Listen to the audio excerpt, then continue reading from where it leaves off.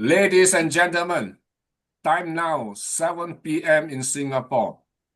Welcome to the Community for Wellness. I am Ban Peng, your host for this evening. Thank you. Now, we start with 1 minute each. Introduce yourself. Tell us something that we can definitely remember you for the rest of our life. Let's start with Mike Nicholson. Thank you, Ban Peng. I'm not sure I can talk. I just had 2 teeth extracted an hour ago, and I still have anesthetic in my mouth. So I will shut up there. But I'm Mike in Indonesia. Looking forward to next month when I can talk. Okay. Thank you, Mike. We'll remember you as a guy who couldn't talk. Okay, next on my screen, Thim Liew. Oh, okay. My backdrop shows I'm from Kuala Lumpur, born and bred here, lived in one of Kuala Lumpur's tall high-rise, and now resumed back into staying in a condo, which is a glorified version of that. I'm here because I just want to remotely keep in contact with people. My friend Rosanna is here, so she can vouch that I actually existed in Kuala Lumpur. With that, over to you. Maybe Rosanna can talk from now. Yes, please, Rosanna. Hi, I'm Rozzane Chung. I'm a clinical hypnotherapist. So we use hypnosis to treat many medical issues, as well as stress of the mind and emotions. It is really a very happening therapy right now. So that's what I want to promote, the awareness of hypnotherapy. Thank you. Excellent. I like that. You must be the first hypnotherapist that I know. I know many people who are just the rapist. Okay. Okay, next on my screen, Elizabeth, please. Hello, I'm Elizabeth. Okay, just got to know Ban Peng and also know about this speaking thing, so I just signed up. And thank you for allowing me to speak. And yes, I'm actually a preschool educator. I started as a graphic artist, then transited to preschool educator. Now I am part retired, but I'm moving into speaking. And I hope today I won't bore you with my speech. Thank you. Thank you, Elizabeth. Welcome. Okay, next we have Ita, all the way from Indonesia. Okay, thank you, Mr. Ban Peng. Hi, I'm Ida. I stay in Jakarta, Indonesia. Maybe my background is similar with Miss Elizabeth. I've been teaching for over 10 years, since 2013, and I was studying at an international school before, and then now I developed my learning community based in Jakarta, Indonesia. And addition, currently, I'm studying in the field of international law as my major at the moment. And I believe in this meeting, with positive and enthusiastic hopes, we can learn together with all of you, because in my opinion, education and leadership, as my direct experience every day for the past 10 years, and as an educator, in general, faced with a practice of communicating and people, be it in the office and in the community or in our everyday life. Yes. Well, I hope at this meeting with all the seniors in here, I can follow you as my role models. And thank you. Back to you, Mr. Ban Peng. Thank you, Ita. Next on my screen, my school teacher from Taiping, Malaysia, Mr. Kok Yew Keng. Welcome. Introduce yourself, Mr. Kok. You're muted. We cannot hear you. You're still muted. You got to unmute. Sorry. Okay. You know, I'm not tech savvy, that's why now I'm using my mobile instead of my laptop. Okay. I'm probably I've retired for more than a quarter century, and I'm still focusing now. I'm focused on I do this mainly to tell my story, not because I'm a trained psychiatrist or doctor or whatever. I'm not trained as such, but I'm only trained in telling my own story of how I managed my own depression for more than 80 years. Probably when I was born, I was already depressed, inherited from my mother. So that's why probably, you know, God made me to tell my story because you have such a long history of depression prevention. Surely I think I've got a lot of things to talk about, you know. So hope Joe will be patient with me in the days ahead. Thank you. Yeah, thank you, Mr. Kok. Great job to be able to come out of depression all by yourself. You didn't even need a psychotherapist. You did it on your own. Yes, mine is a more or less, you can say, the non-medical model of depression prevention by using my playful spirit and Right, man. unconditional love and acceptance. Wow. Great job, great job. Next on my screen, all the way from India, Dr. Haleema Sadia. Hi everyone. So you can see my background. It's UAE, Ah, the tallest building of the world, and wow. I'm an educationist by profession, but nowadays I am advocating for environment, for sustainability. There is a reason behind this, but what exactly is the reason that I'm going to disclose once I'm going to speak about this. And I'm very happy to be here once again. And I think earlier I was very regular on this platform, but since I was little busy into my own PhD program from Malaysia and then my sustainability initiatives. So that's why I'm happy to be here with you all. Thank you very much. You are doing your second PhD, doctor.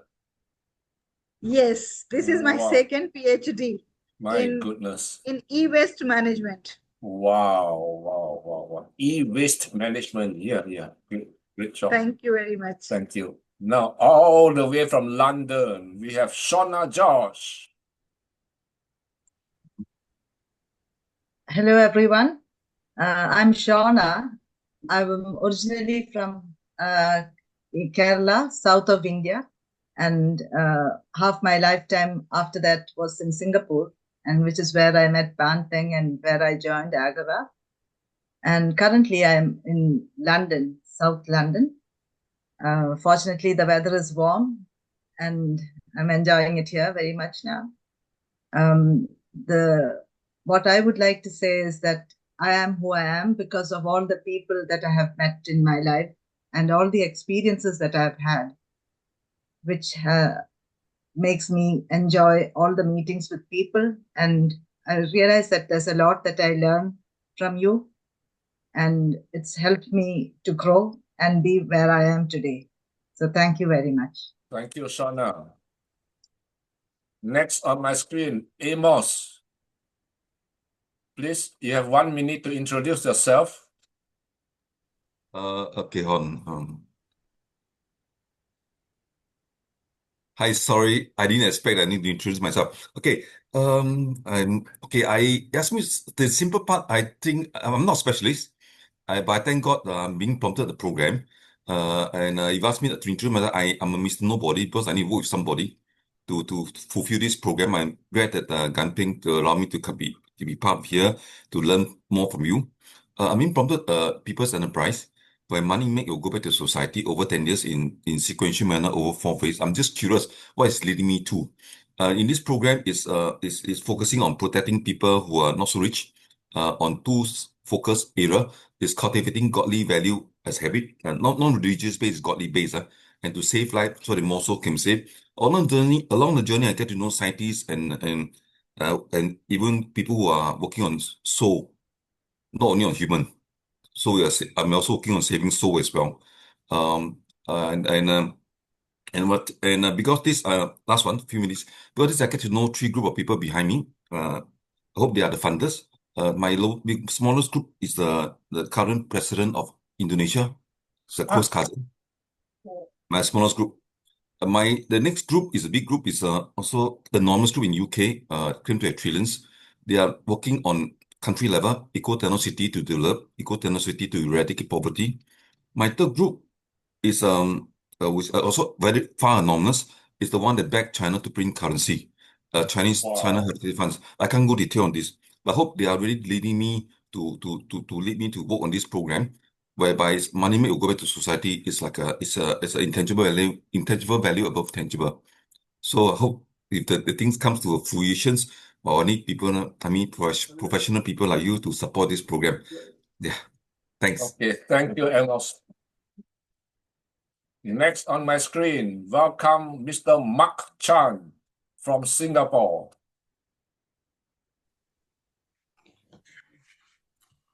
Hi,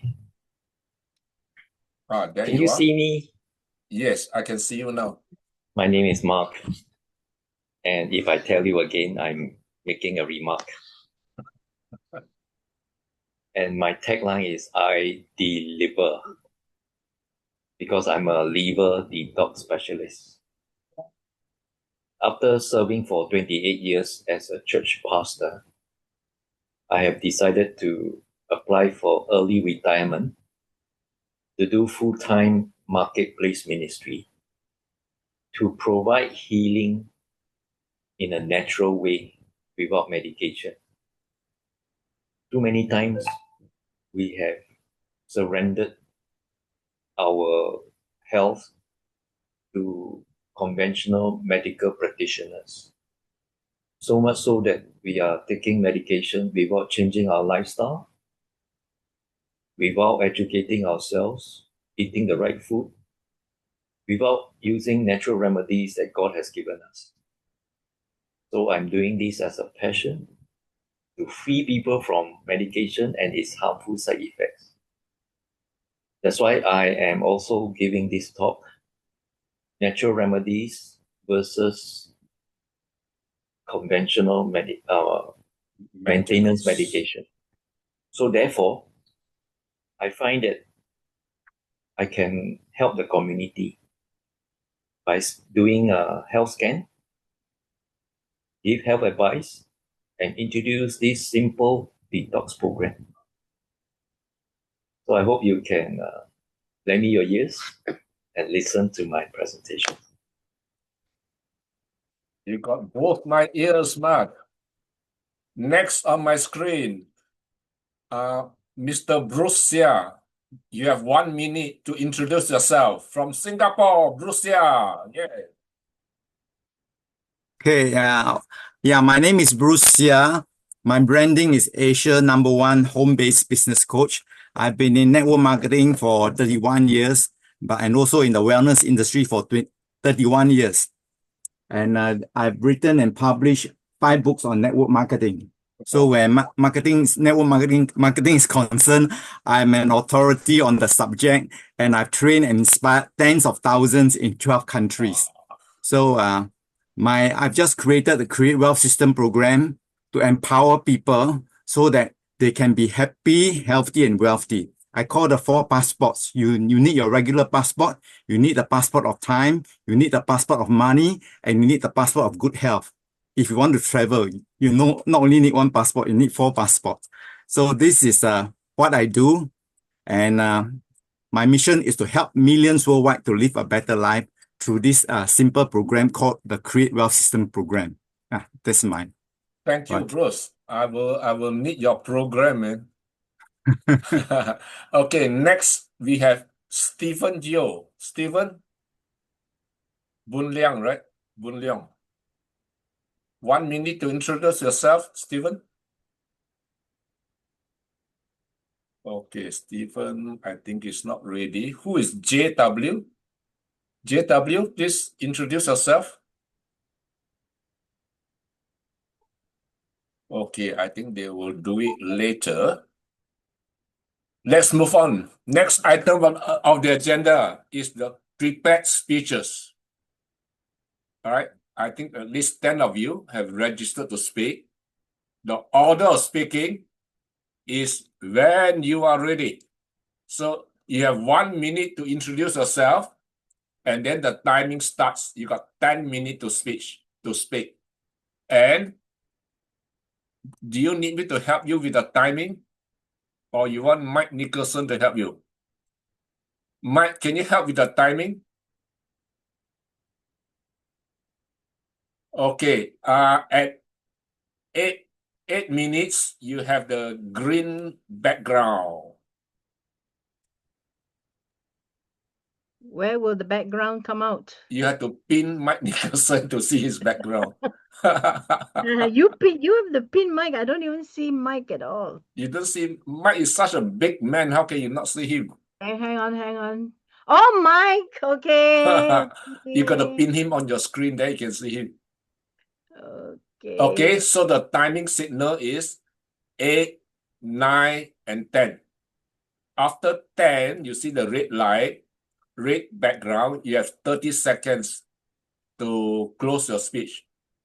After that, we will mute you and give you a very big round of applause. Okay, who want to go first? How come after pinning Mike, he occupies my I can go first. Okay, Yeah. you can go first, huh? Yeah. Okay, you know the timing, right? You got 1 minute to introduce yourself. Once Okay. you tell us a little bit background about you, Okay. little bit background about the topic you are going to speak on, and Okay. tell us why you're so suitably qualified to speak on that. And also tell us why is it so important that we must listen to you. You got to do all these things in 1 minute. Okay. Are you ready? Yes, ever ready. Okay, ladies and gentlemen, all the way from Singapore, presenting Mr. Brice Seah. I'm sharing this not to impress you, but to impress upon you that I know exactly what I'll be sharing. I've trained and inspired tens of thousands in 12 countries: Singapore, Malaysia, Indonesia, Thailand, Myanmar, Vietnam, Nigeria, USA, Philippines, Hong Kong, New Zealand, and Cambodia. And when it comes to network marketing, I'm the authority on the subject. My 3 books are all sold out. Break Free, There is a Better Way to Earn a Living. Why Network Marketing? How to be successful in network marketing. And one of my mission is to break the myths, the misconception about network marketing. And if you want my books, I got 2 paperbacks at Amazon: How to Make Your First Million in Network Marketing, 108 Success Tips on Network Marketing. So I'm now a network marketing consultant, international trainer, keynote speaker. So my mission is to help millions worldwide to live a better life. So I've launched the Create Wealth System program. It's a series of 2-hour seminar. You can attend up to 10 seminar. And I also have my 2-day seminar. So today I want to cover, because health is so important. Many people, they do not take good care of their health, the golden goose. So I have a package that I've designed. I call it the 214 package. You take 2 sachets of protein. Proteins are the building blocks of your body. As you age, you lose muscle mass. Fiber, 1 sachet of fiber, and 4 small sachets of lactoberry. And for this package, it's only $89. That's why I love this business. There is no hard selling, no stress, and it's a one-time investment. There is no monthly maintenance, no balancing act, and you can quote me. That's my $1 million brand, Brice Seah, Asia #1 home-based business coach. Took me 31 years to build, and I wish I've seen this simple marketing plan 31 years ago. So many people, they got the misconception about network marketing. They call it pyramid selling. It's like an NTUC cooperative club, supermarket. You go and buy, and then you don't go and buy and go and sell. Many people got the wrong idea. And there are companies that are front-loading people with $3,000, $5,000 worth of products. So $89, within 2 to 3 weeks, you can finish it. So that's why I love this business because it's a very small one-time investment, risk-free and stress-free. And want to cover more about fiber. Chinese saying, 清调补, cleanse, balance, and build. And many people that colon are stuck with feces matter that has been there for months and even years. So over 90% of diseases start from the colon. I should know I'm in the wellness industry for 31 years. I got many doctors, TCMs, and nutritionists in my organization. And it has Ganoderma, Lingzi. It was discovered over 2,000 years ago. We call it emperor's food. Before emperors place food into their mouth, they do get their best physician to study it carefully, make sure it's very safe, very effective, and very beneficial to them. So they want to have good health and longevity. So it's so important to take good care of your health. You hear friends and relatives suffering from heart attack and stroke. If you're not fearful, I'm fearful. Just imagine, I don't care whether you're a multi-millionaire or billionaire, but if you're stricken by a stroke or heart attack, and many end up bedridden on a wheelchair, and what kind of life can you live? And they cannot do what they do before. They fall in a state of depression, and some even commit suicide. So if I can help save one life, one person from suffering heart attack and stroke, I've done my part. And this business, I love it because it's only $89. And if they don't have $89, they can have a box of healthy Lingzi coffee for $17. And there are 20 sachets. So it's 85 cents for a cup of healthy Lingzi coffee. And the company has the largest Lingzi farm, so they're very generous to your Lingzi. Half capsule in each sachet. So just taking the coffee alone, many people, their health improved tremendously. So I just want to share that you can be happy, healthy, and wealthy with this simple program, right? No point being wealthy, you don't have the health. Chinese saying, 健康就是财富. And I invested over 100,000 in the gold mine between my years, easily 31 years, over 10,000 to learn digital marketing. So now my heart is in the right place. I want to pass on my knowledge and experience to people who see my irresistible offer for $89 in the package of health supplement or $17 in a box of healthy coffee. They can tap into my 31 years experience and my 100,000 investment. If that's not an irresistible offer, I don't know what is an irresistible offer. So I also teach people how to give an irresistible offer. And I share many million-dollar lessons on business and life, and which I want to share with you right now. All of us got to go to 4 seasons of life. 0-25 is springtime. You want to learn as much as possible. Summer is 25 to 50. You want to earn as much as possible. If you do it right, you'll be financially free. But many people didn't do it right. Then autumn is 50 to 75. So I'm 68. I'm the autumn season. So you want to live your dream and give as much as possible. And that's exactly what I'm doing through this Create Wealth System program, to give as much as possible. And winter is 75 to 100. You want to prepare as much as possible. So that is very subjective because I'm a Christian. I'm preparing to meet the Lord, right? So that God can say to me, well done, my faithful child. So we do not live forever. Queen Elizabeth, 96. She has the best doctor to treat her, but she got to go at 90. She got to go at 96. Queen Elizabeth. Charlie Munger, the partner of Warren Buffett, 99 years to go, and he's worth over $2 billion. Can't take a cent with him. So my wake-up call to people is that if you want to be happy, healthy, and wealthy, I got a simple program to help you achieve that. So, and later we have a Q&A, right? I'm finishing about 8 minutes already because I've been doing so many TikTok video. Roughly my video is about 10 minutes. So roughly I know my timing. So I just want to, I would love to answer your question. After that, we have a Q&A session, right? Correct. So I got lots of inspiration, and follow me on my YouTube channel. I uploaded 52 YouTube videos to educate people what network marketing is all about, and can learn for free, 5 minutes to 30 minutes. Took me 1 year of commitment to do that. 52 YouTube videos. So subscribe to my YouTube video, Brice Seah, and follow me on TikTok channel. I have 4,500 followers. So I plan to hit the 10,000 followers then I can monetize it and earn some money from the advertising, right? I think my 10 minutes is up already. Okay. Thank you, Bruce. Thank you. Okay, now Q&A. Who want to ask Bruce the second question?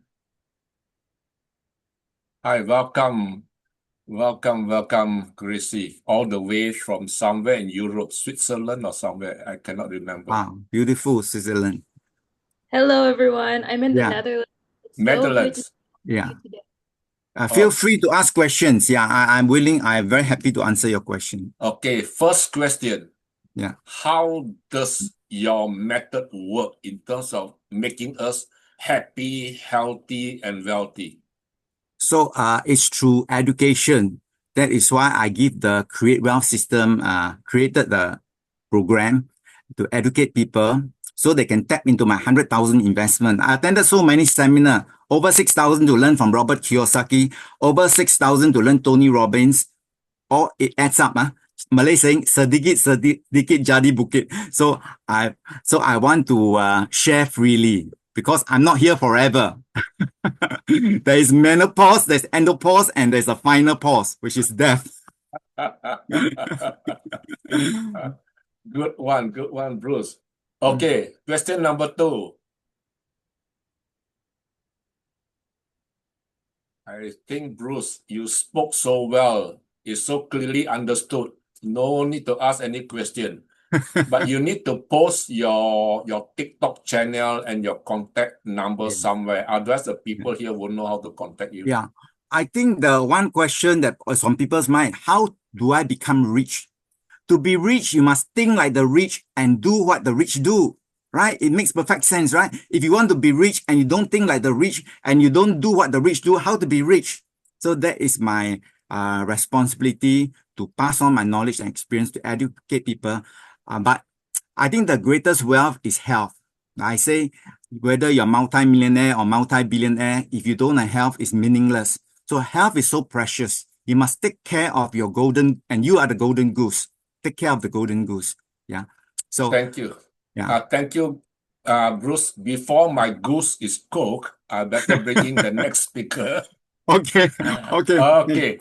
My good friend Andy Ng has requested to be the next speaker. Andy, Rosanna, you asked to be the next speaker. Okay. Yeah. Andy, I thought Rosanna put first, so I say next. Okay. That case, my apologies. Rosanna, you go next. Okay, you have 1 minute, Rosanna, to introduce yourself, to tell us about the topic. Why is it so important to listen to you? When you're ready, you let Mike know, because Mike is keeping the timing, so he can start the timer, right? Okay. Are you ready, Rosanna? Yes, I am. Okay, Thank take you. it away. Right. Now, hi, everybody. My name is Rozzane Chung, and I'm a clinical hypnotherapist. Hear that? Hypnotherapist, not the rapist, as what Ban Peng said. Okay. Now, I'm certified by LCCH, which is London College of Clinical Hypnotherapy. Why you need to listen to me is, I mean, just take a look around you. There is so much of stress going on everywhere. Divorce rates are high. Suicide rates are high, and a lot of terrible things are going around. People are becoming very violent. People are not happy. So we need to do something there for them, because obviously emotionally and mentally people are not in a good place. And this is where hypnotherapy can help, and it has helped tremendously. Okay, so in this talk, I'm going to tell you what the applications are, try to explain to you in as best a way that I can how it works, and as well as of course the benefits. So Mike, you can start recording. I can start talking now. I mean the timing. Okay? Is that okay? I can start now? My 10 minutes? Yeah, you're muted, Ping. Okay, I'm going to start anyway. Right. Now, the word hypnosis immediately will bring on some rather negative connotation. isn't it? And worse still, the phrase going into trance. Oh my God, it's so scary. This term often give people the thinking that they're going to lose control of themselves and be made to do some monkey business on stage or something like that. Well, this is what you see on your television, on your entertainment, but it is absolutely not accurate at all. This is not true. Not, at least not in clinical hypnotherapy. Now, so what does going into trance means? Going into trance literally means that it is the person enters into a very focused a state of attention. So when they are very focused in their attention, they are very heightened to suggestibility. So you can say it is a relaxed and a altered state of consciousness. I mean, you can look at it nowadays, even the children, they're so engrossed in their handphone or watching a certain TV program. So they are like so in a world of their own.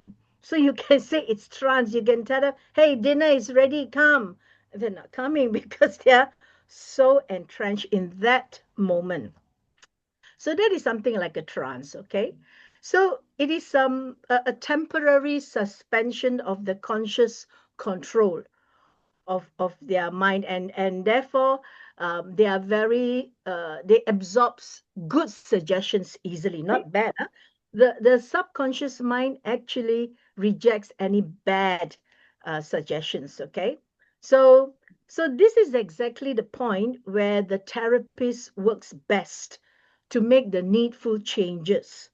Now, when you say changes, again, people, the red flags will come up. What changes? What changes? I love myself the way I am. Why do I need to change? Okay. Well, certain things, let me give you some examples. For instance, a person's mind, conscious mind, can be overly aware of certain traumatic incidents in the past. Something bad happened to him in the past. Maybe he was whatever lah, he or she was in a bad situation, was attacked and whatever. So even though that situation is long over, they still have a phobic response. You know, whenever they walk near that lane, or the situation is a bit dark or whatever, they get into that phobic situation. I'm sure you know of people who are like that, right? So of course this is it's not good, because then they will always have this very high anxiety. They will get panic attacks and things like that, and their life is literally in ruin. They're not able to enjoy their life. They can't go to places where they like to go because they have all this phobia for this, phobia for that. Okay, so this is a situation where we can do hypnotherapy to help this person get rid or reframe that traumatic event.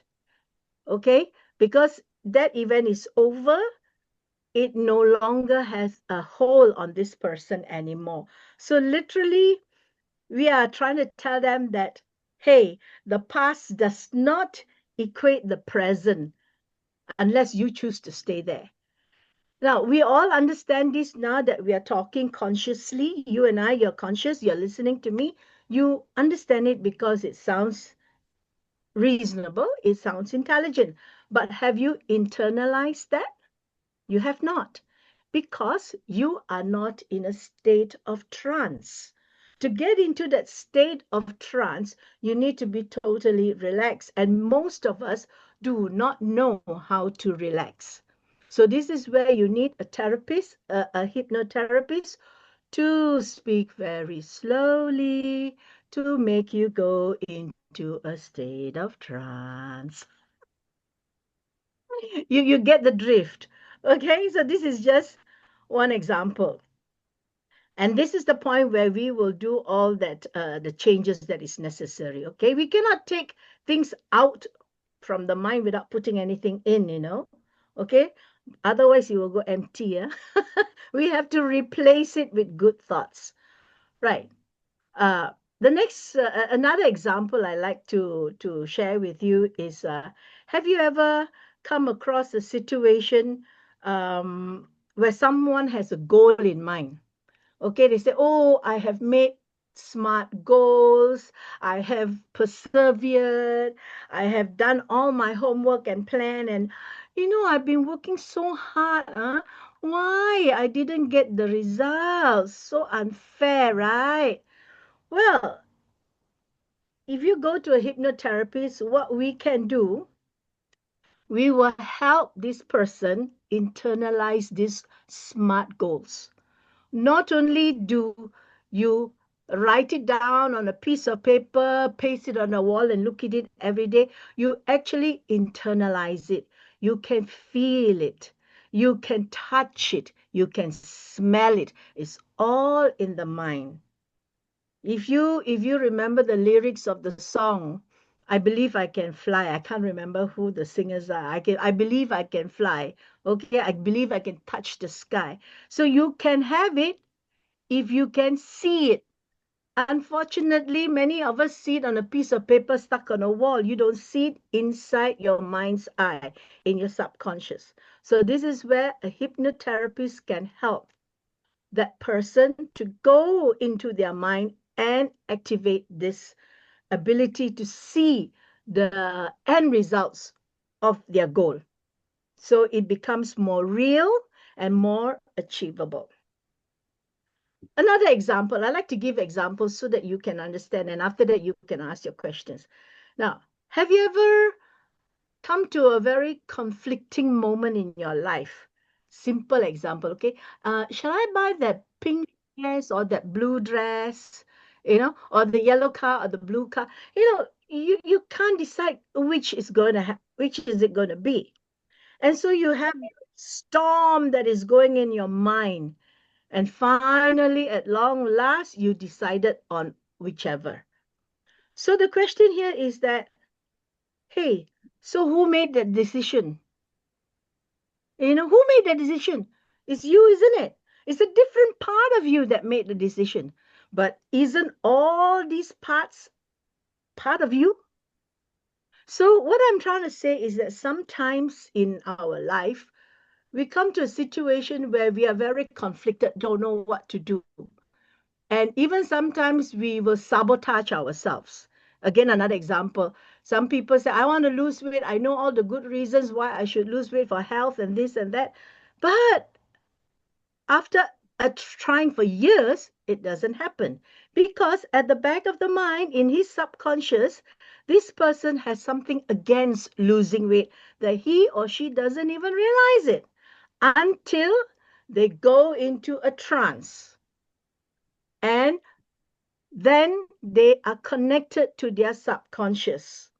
And then coming out from their own mouth, they say, this is the reason why I'm not getting the result. You see? So I can go on and go on and go on. But the thing is that at the end of the day, I guess what I'm trying to tell you is that no point telling people, giving free advice, what you should do this, you should do that. Everybody know what they should do. The question is that, is it really what they want to do? So the best thing is to go into your subconscious mind. I'm going to tell you what subconscious is all about. Subconscious mind. And ask your subconscious mind. Have a meeting with yourself. What you're going to do, what you want, does it gel with your inner values? Okay, so Mike has turned green. Does it gel with your inner values? If it does, then you're doing the right thing. If it doesn't, then you're not doing the right thing. So therefore, you know at least where you are. Okay, so I'll just stop it here, and maybe you can ask me questions. That way I know where I have missed out and how to fill in the gaps for you. Is that right, Peng? Yeah, thank you. Welcome. Wow, that is insightful. I really learned a lot, not only from the first speaker and second speaker as well. Anybody have any question for Rozzane? Gracie, go first. Roseanne, that was a very, very interesting speech. Thank you so much for sharing that insight with us. You Yes. mentioned something about relaxing and getting into a state of trance and the multiple benefits that come with it. I was wondering, for people who are working, for students, how can we put ourselves in a state of relaxation consciously without needing a therapist to do so? Well, okay. Well, the thing is that when you go to a therapist, we actually do not want to keep you with us for the rest of your life, God forbid. Okay, we will take you through a couple of 2, 3 sessions to teach you so to understand, because I actually wanted to do a demo today, but there's no time for it. So to teach you how to go into that state of mind. Okay, then you can do self-hypnosis whenever you need to. It really is very simple. But the long and the short of it, really, Gracie, is that one must be a willing participant. One must come to the table saying, yes, I am willing to submit. I am willing to try this out wholeheartedly. Do not come with the arrogance that say, let me try lah. See how, I mean, that is the wrong attitude to go with it. You know what I mean? If you're sincerely seeking an answer, and love yourself enough to want to try this wholeheartedly, uh, you see miracles happen, honestly. We have a lot of modalities, even like healing yourself and things like that, but it's too short a time here.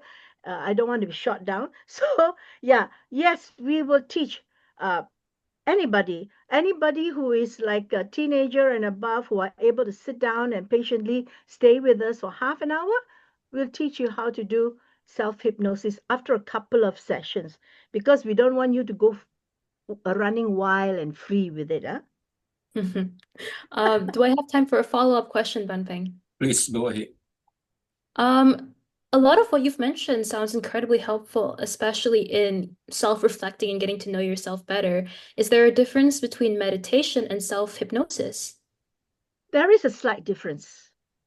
There is a slight difference, especially with the help of a therapist, because it is so difficult for a person to even meditate. There is so much of noise in the brain. You can't say 2 minutes, don't think of no nothing. It doesn't really happen unless you have a therapist to guide you and says, listen to my voice. Pay attention. My voice will guide you through this journey. You know what I'm saying? We basically, through the therapy, we are drawing the conscious mind away. We are dumbing down the conscious mind so that the subconscious can be activated. Your executive mind dumbs down. So you are not being so, so much of analysis and things like that. You got to be really that kind of a situation. Anyway, Peng, can I share my email so that they can Yes. write to me? No, I've added Gracie to the community's chat group, so you can contact each other through the group chat directly. Oh, great. Thank you Okay. You so can much. also reach out to Gracie. She's in the group. I've just added her. Thank Somebody you. else have a question? Yeah, Bruce, please. I enjoy your session very much. I think everyone need a therapist or a mentor, because try to figure out yourself is pretty tough because many people carry lots of baggage. So sometimes being a mentor, sometimes I act as like a therapist, because it's not how to, it's always why do. The 95% factor, the mindset, right? Just want to add that. I think Ita has a question. Yeah, Ita. Ita, yeah. So, thank you, Rosanna, for your sharing to us. That is very useful for the ADHD case and for those easy to distract with her focus, because in my case, more than 50 or 60% of my students have in ADHD cases. So could you explain what the differences between if they use your field and the differences with the therapist? Just Okay. explain. Just Thank you. one thing, because this is taking up a lot of time, but I just basically want to say that we do our therapy online. So that's point number one. Very good. So we can do it internationally. Okay, number one, online, huh? Just like what we are doing now. And another thing is that right now, I am in the promotional pathway where I am looking out to do CSR programs with companies for their management team and with students, yeah, at university or wherever, because students get a lot of stress. So what we want to do, I want to offer them a 3-session, once a week session. Okay, so we can organize free demo. I mean, I wouldn't say demo, real sessions. Okay, so that they can understand and they can feel it and they can internalize it. Okay, so I've got a panel of what do you call therapists working together with me from the same college. So we're willing to do that. Of course, those company that are big ones pay us a little bit poor thing, you know. Drink coffee and tea, have a toast with bread, butter and kaya, you know what I'm saying? But if they really cannot, then we won't push too hard for it. Okay, but please, Ita, do contact me and we can work on all this free demo for corporations and all that. Okay? Thank you. Thank you, Ita. Thank you, Roseanne. Thank you, Bruce. And thank you, Gracie. Next speaker. Same thing, 1 minute to tell us why it's so important to listen to you, and then 10 minutes to present your speech. Next, we have Andy Ng from Singapore. Andy, please. Hello, thank you. So today, my topic is called Internal Wellness with Super Me Unleashed. So this is some information about me. So I have been doing training and coaching since the year 2001. So it has been more than 25 years. So including the part-time, I have more than 29 years of training experience. I'm trained as an accountant. So as an accountant, I tend to think of in a more structured way. However, my years of entrepreneurship and training has trained me to also be more sentimental. So I'm also a trainer with a few training agencies in Singapore, including like Dun & Bradstreet, Center for Behavioral Science, and CCISG, and some of them like Singapore Quality Center, and etc. So today's topic, why is it important? Well, because this is to follow the other two speakers. The first one talked about how to be wealthy, and the second talk about your subconscious mind. So now I don't talk about subconscious mind, I talk about you. So while my 1 minute is up, so I will do the actual talk. So I'm talking about you, the most important person on earth. So for people that want to know, I have authored 6 books, of which 2 books are about eating. And I also have books about very general topics like how to be a good person. So today talk about hub-based transformation that works. Super Me is taken from these 3 books, the contents of which are written by another person called Dr. Vivian Passion Koh. And for this book, I am one of the major contributors. So in case people wonder who is this lady, this is some information about her. So she's an entrepreneur and she's the creator of Super Me and the philosophies of the Super Me, including the PLG. Okay, why do we need this internal wellness? Very simple. I see many people are actually not well. We talk about wellness. Most people are well outside. When you see a person looking very successful and very influential, that is called performance. You know what's performance, right? It's like a singer, actor performance, like Michael performing very well, but inside he's physically and of course mentally and spiritually as well. So in Singapore, with this major issue and whereby everybody like to look good, confident, and we are trained in Toastmasters to have the confident posture. So it looks like many people are not the real me.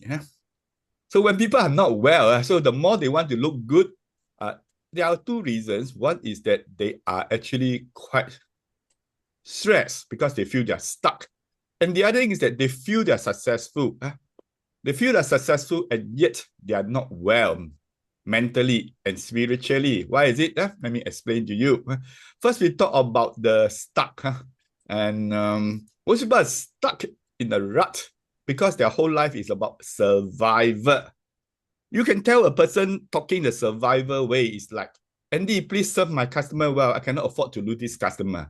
The focus is on not losing the customer. The focus is on survival.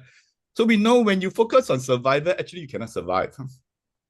I mean, imagine you tell the customer, I'm serving you well because I cannot afford to lose you. What would the customer think? This is like a man going after the girl, telling the girl, you better love me because I cannot afford to lose you. It's so funny, right? So survivor me actually in the end will actually make the person very stressed. I cannot survive. And most people didn't even know they're operating from a survivor me state. They are always achieving, and then it's this thing like not good enough. And sometimes you take the boxes. Are people telling me, Andy, I take the bucket list. I've done this, I've done that. I share very good. Have you done one very important person? He say, who? I say, yourself. Have you actually looked at yourself and really serve yourself instead of going for this bungee jumping, all those things? Those are actually performance to me. I mean, you achieve those things, but is it really for yourself? I'm not too sure. So at the end of the day, when people have the survival me concept, so it's actually burnt out in the shrinking of self. So maybe you succeed, but you forget how you feel. So this is a survivor me, they're stuck. So on the other hand, we have people that are very successful, but there is no fulfillment. So sometimes their success is measured by external awards, rewards, right? And they may even go all the way just to get this trophy.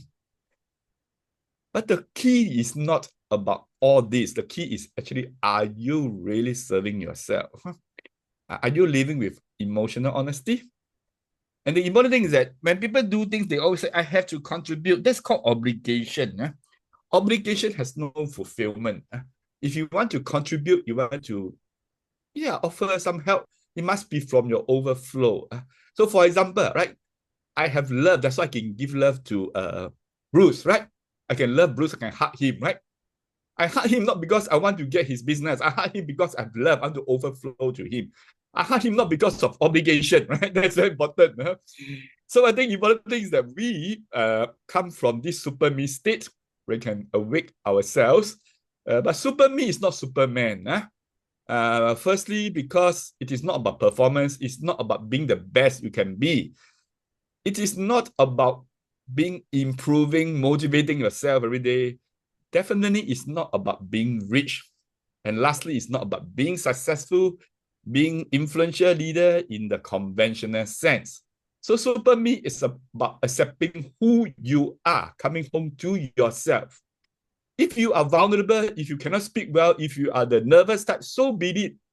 If you cannot be vulnerable, you are actually a performer. The world has too many fake things. We have too many AIs. We don't need all this perfect image, perfect body posture. We need real people. Right? Super me is about real people, right? It's about being vulnerable, being authentic. And more importantly, it's about being joyous yourself, whereby you transform yourself. You do not need to be somebody. You be yourself. If you are lousy, so be it. You accept your lousiness. Because from your lousiness, you are able to see your greatness. You're able to see your greatness.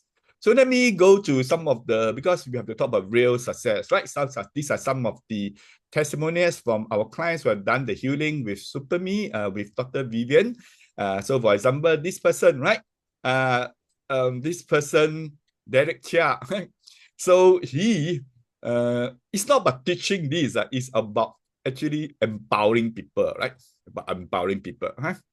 The second person, Kelvin Leong, he actually, in just one session, he fulfilled his lifelong ambition to be an author because Vivian actually get him to know what is his important purpose.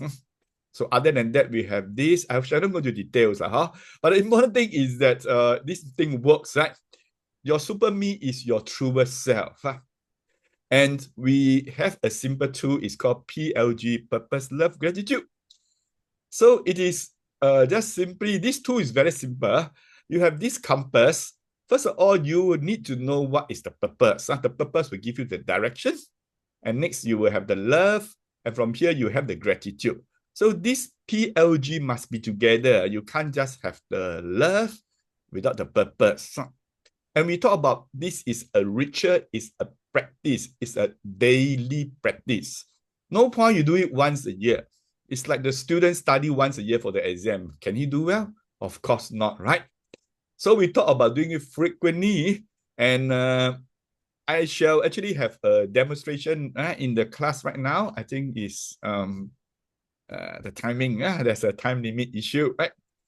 So what is the purpose? The purpose is to turn things into meaningful, meaning to you. And love is about you, what you love yourself so they can give up. And gratitude is about you turning the negative into positive. Right? So for example, yourself, if you feel you're not achieving enough, what is your purpose? You ask yourself, your purpose is not to achieve those things. Your purpose is to grow, not to prove, not to show to anyone. What you love, whether you're doing okay, not okay, you must love yourself that you are doing your best. And you must be grateful for yourself that you have not given up. That's very important. We often talk about achievement, but we often forgot not giving up is actually a big achievement already. Right? So another example would be the quarrel with the spouse over money. That's the most common issue. And go back to the purpose. The purpose is not the finance. The purpose is not the argument. The purpose is to have the harmony and love. So you need to listen. And you need to be grateful for whatever your spouse told me before you offer your suggestion. Next, I give another example about health. Health blood test, right? Some issue. Let's say you go for blood test, there's some issues. First, you remind yourself, your body is your foundation. It's not about the blood test. So you will love yourself more and you will thank your body for showing up. So instead of wondering what happened to your body, you start to really love and be grateful. So at the end of the day, actions speak louder than words. So I would want everybody to send a message to someone. Nobody to send, you can send to Mr. Gea.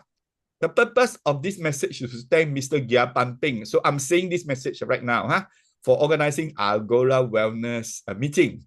I love the fact that Mr. Gea has been sitting attentively with the back straight up. And I'm grateful for the chance to present to everyone.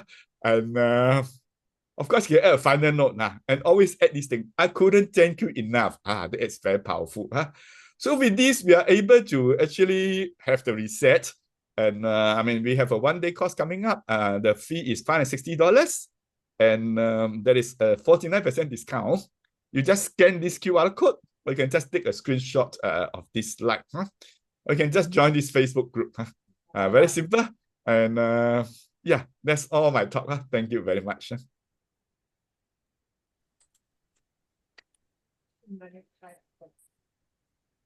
Thank you, Andy.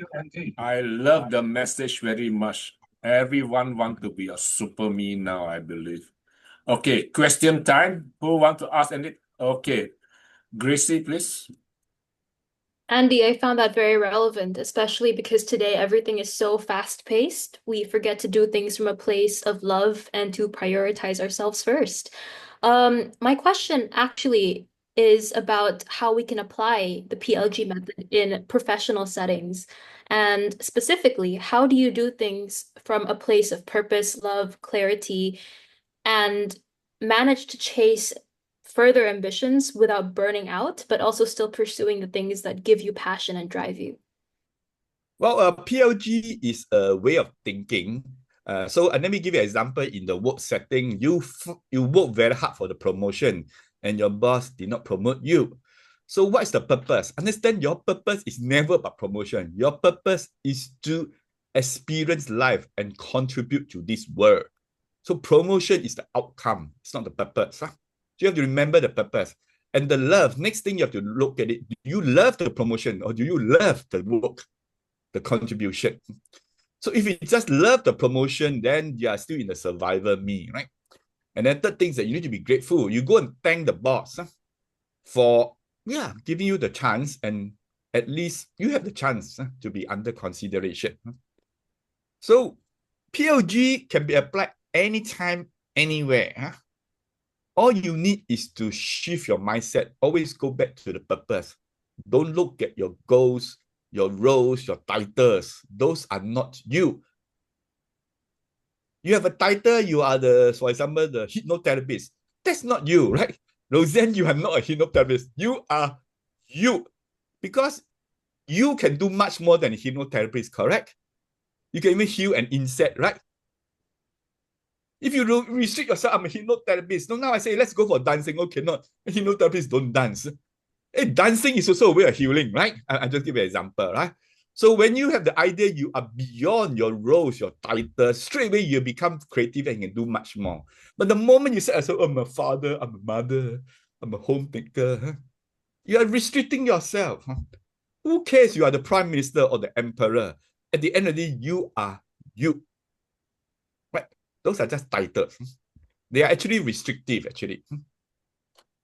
So I'm not sure whether I've answered your question. No, that's fantastic, actually. So are you trying to say then that people need to find their purpose and a sense of identity that is not directly tied to Very their good roles? question. Actually, you don't find your purpose. Your purpose is already there. Your purpose is something that is you already know. What you're talking about is called aspiration or a calling or a mission or a vision. A vision, V-I-S-I-O-N, is a time in future. A mission is what you do. Oh, I'm a homemaker, right? A calling is something that moves with times. A passion is something that may go away. But your purpose will never go away. Like the purpose of my handphone is a handphone, right? It's not for me to go gambling, to do banking, buy cryptocurrency. Those are some of the roles of the handphone, right? If this handphone forget about the purpose, and it can do a lot of things, but cannot connect, cannot make phone calls, isn't this useless? So purpose is something that is already there. The handphone knows its purpose. Just that we forgot. We call it Oppo, we call it Apple, and then we have different ideas. Apple must be like that, Oppo must be like that. We're restricting the handphone. So the purpose is always there. You do not need to dig up. It's always there. You just look at yourself, your purpose in life. Right? Your purpose Thank you, is Andy. not to, Thank you. it's already there. I think Thank many you, of Andy. many of us, we will need to see Rozzane to uncover our purpose in life. Okay, anyone else with any question for Andy? Yes.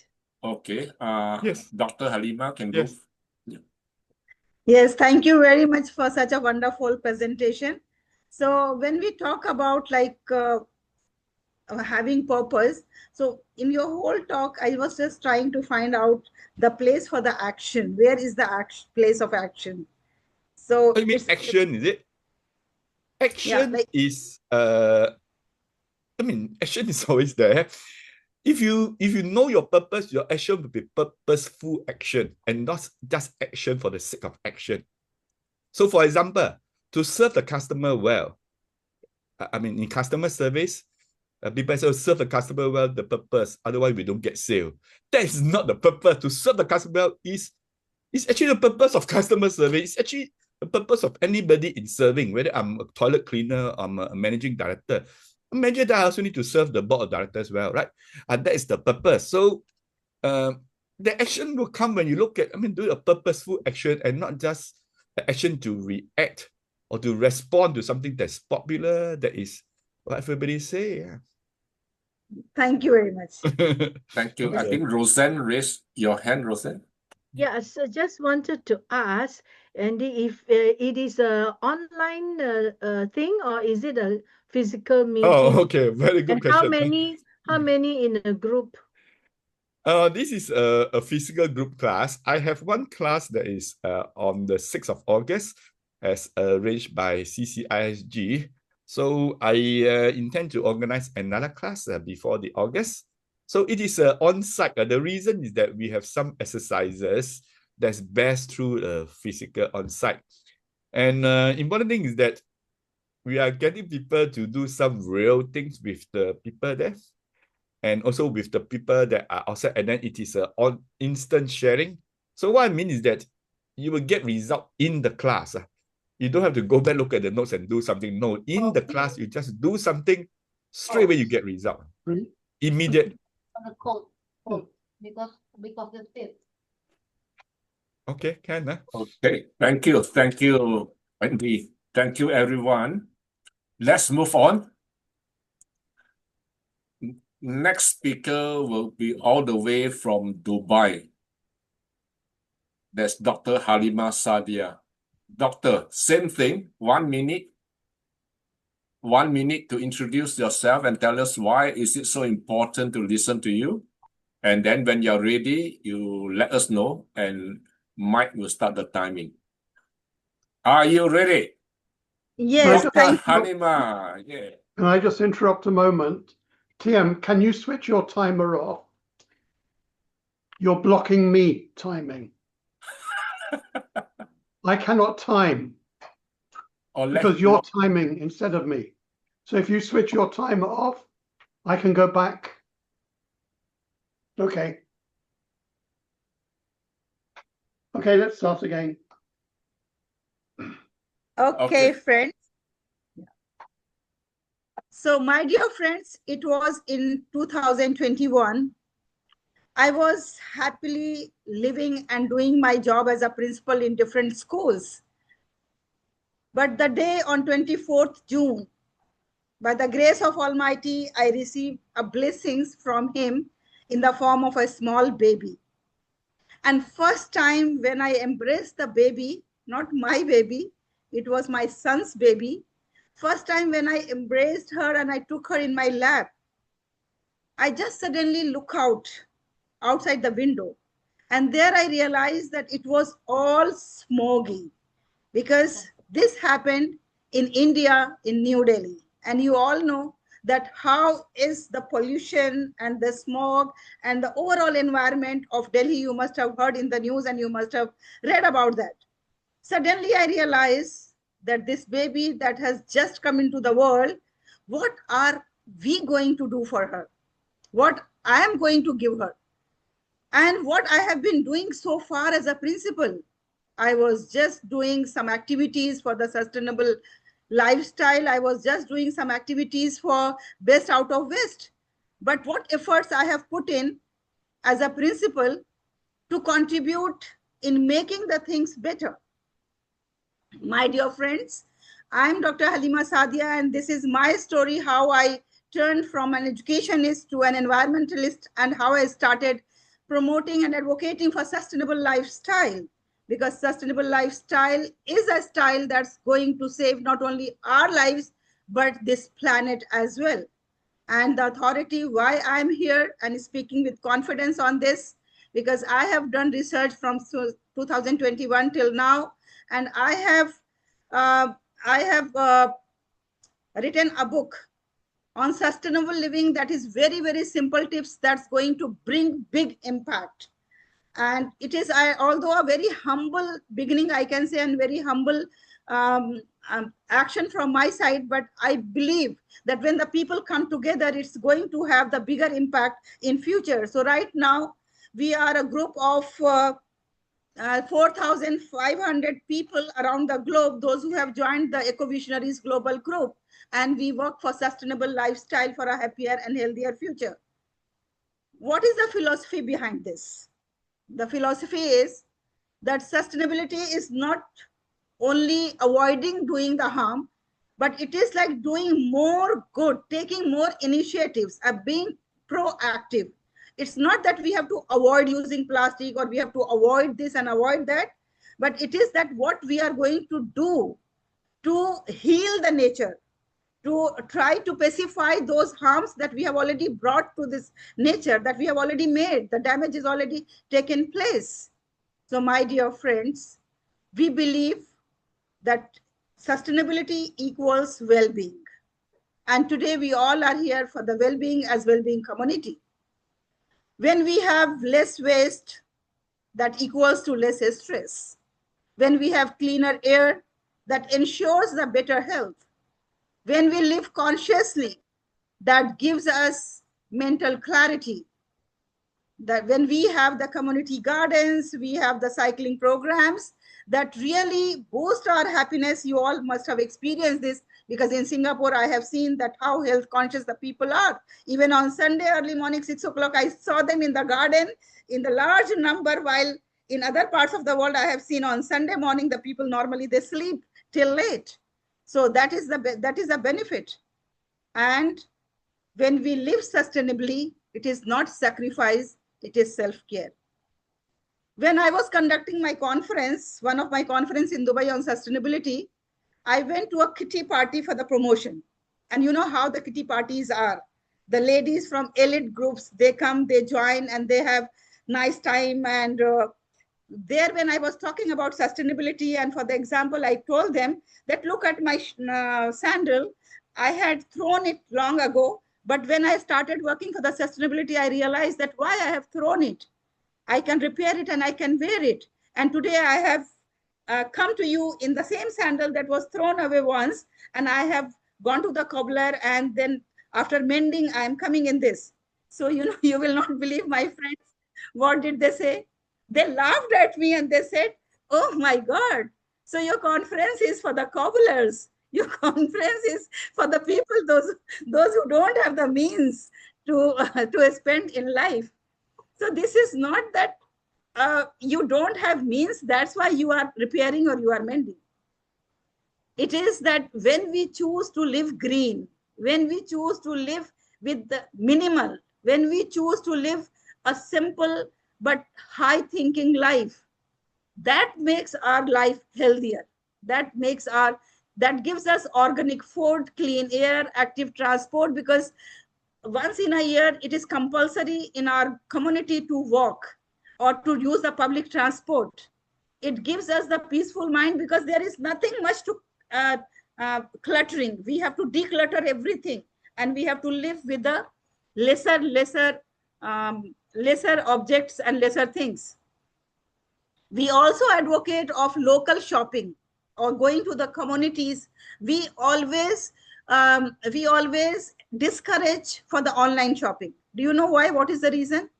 In online shopping, if you have ordered for anything, a few days ago, my husband ordered for a perfume, a small attar. You know how much wastage was there in that? One big box, then those plastics, then those bubbles, and then inside another box, and then inside that there was a small attar in that small perfume. So that is what online shopping is bringing the harm to our planet, to our community, to our society, and we have to avoid that. That's why we advocate for the community shopping, and that gives us a stronger bond, that gives us a stronger relationship among us, and that makes our planet really clear. Suppose I give you very simple tips, okay, to follow in your day-to-day life. Like instead of just going and buying the plastic bottles and then drinking the water, we can carry our reusable water. We can fill it and we can carry it. Or maybe we can fix that, okay, one day we are going to have one meal, we are going to have plant-based meal. Or maybe we can make it a habit to unplug our charger while not use it is not used. Like not only that we have to switch off, but we have to unplug it, because even if it is in the plug-in, it takes charging. Then when we have the materials that is not in use for us, instead of dumping, we can donate it. Or if anything we don't want to use, so instead of just replacing and buying new things, first let us see that whether we can repair it and we can wear it again, as I did for my sandal. Now you must be thinking, oh, Haleema, these are such simple things. And you are claiming so big impacts of these things. Anybody can do this. What is so big deal in this? But my dear friends, there is a big deal in this, because it seems to be a small things. But when you practice and when you bring it into action in your day-to-day life, you find that it's not so simple. It's not so easy, because we always go for the convenience. We don't go for the sustainability or the green lifestyle. There is a common myth that if we go for sustainable living, it's expensive. This is really a myth. Why this myth has come into existence? Because some of our people, like some of our, we can say that industrialists or shopkeepers, they have tried their level best to make the sustainable things more expensive in the market. And that's why this wrong notion has come into existence that, okay, if you want to live sustainably, it is very expensive rather than the normal life. But it is just a myth. If we can reuse the things, if we can refurbish the things, if we can recycle and upcycle the things, naturally it is going to be simpler and it is going to be lesser, expenditure will be less. It is not only for the environmentalist, it's for everyone. It is for every human being who lives in this earth and who breathes on this earth and who requires oxygen, who requires water, who requires energy, who requires mountain, who requires river. It is for everyone. So this myth also we have to remove. So this is the purpose why to remove the myths, to make it a habit in day-to-day life, because practicing a small things is not easy, but once we practice it for 4 weeks continuously, 1 month, it becomes our habit. So that is the reason why we have a roadmap for 30 days green lifestyle challenge, where we challenge the people every day in the morning. We give the challenge online and we have to practice. Like suppose if it is the day of energy conservation, then that day we all have to purposefully look at our energy use, and then we have to conserve the energy, or water conservation, or likewise there are many things, and we track our progress and we also monitor our carbon footprint. And in this way, we try that our lives is our legacy. So we are not just consumer in this world. We are the creator of the greener tomorrow. It starts from the family. As charity starts from home, it starts from the family. So today, let's reflect what is one thing that we can change today for sustainable lifestyle. Let's choose value over volume, and let's inspire others through our actions. Because happiness is not found in what we own, but in what we preserve. And this land doesn't belong to us. It belongs to the coming generation. We are just custodian. And let us fulfill our responsibility with lots of passion and with lots of commitment. Thank you very much, everyone.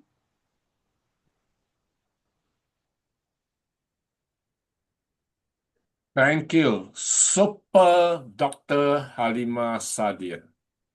Thank you very much. I love that speech very well. Okay, I think Bruce raised his hand. First question. Yeah, I have a question that have you looked into cigarette smoking? Because I think that causes a lot of pollution, and these cigarette smokers, they are very irresponsible. They find butts everywhere. So since you're a doctor, if you got connection, I got $1 billion idea that can help improve the world. Find a herbal cigarette that people smoke and it's good for their health, and that will cut down the evil. I call it the new opium. It's very addictive and very harmful, can kill the person and can kill their loved one. Secondhand smoke kill. So if you can get a few people and produce a herbal cigarette that is benefit them when they smoke, and their loved one when they breathe in also benefit them. I think that is a $1 billion idea. All right. Good. And this is first time I am listening such things. I will get back to you and I'll get more details about this. Yes. And of course, where I live, smoking is very, very common. It's going to help to most of the people. Thank you very much for giving this idea. Yeah, Rozzane, please. Thank you, Doctor. Thank you, Dr. Haleema, for taking all this initiative. I understand it's very, very hard work, and it actually hits a very raw nerve with me, because 10 years ago, I was working on sustainability.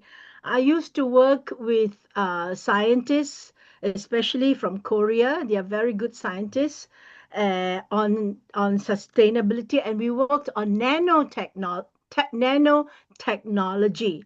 Believe me, Dr. Haleema, we have all the technology in this world. If we can send missiles and and electric cars and nuclear war, we do have the technology for sustainability.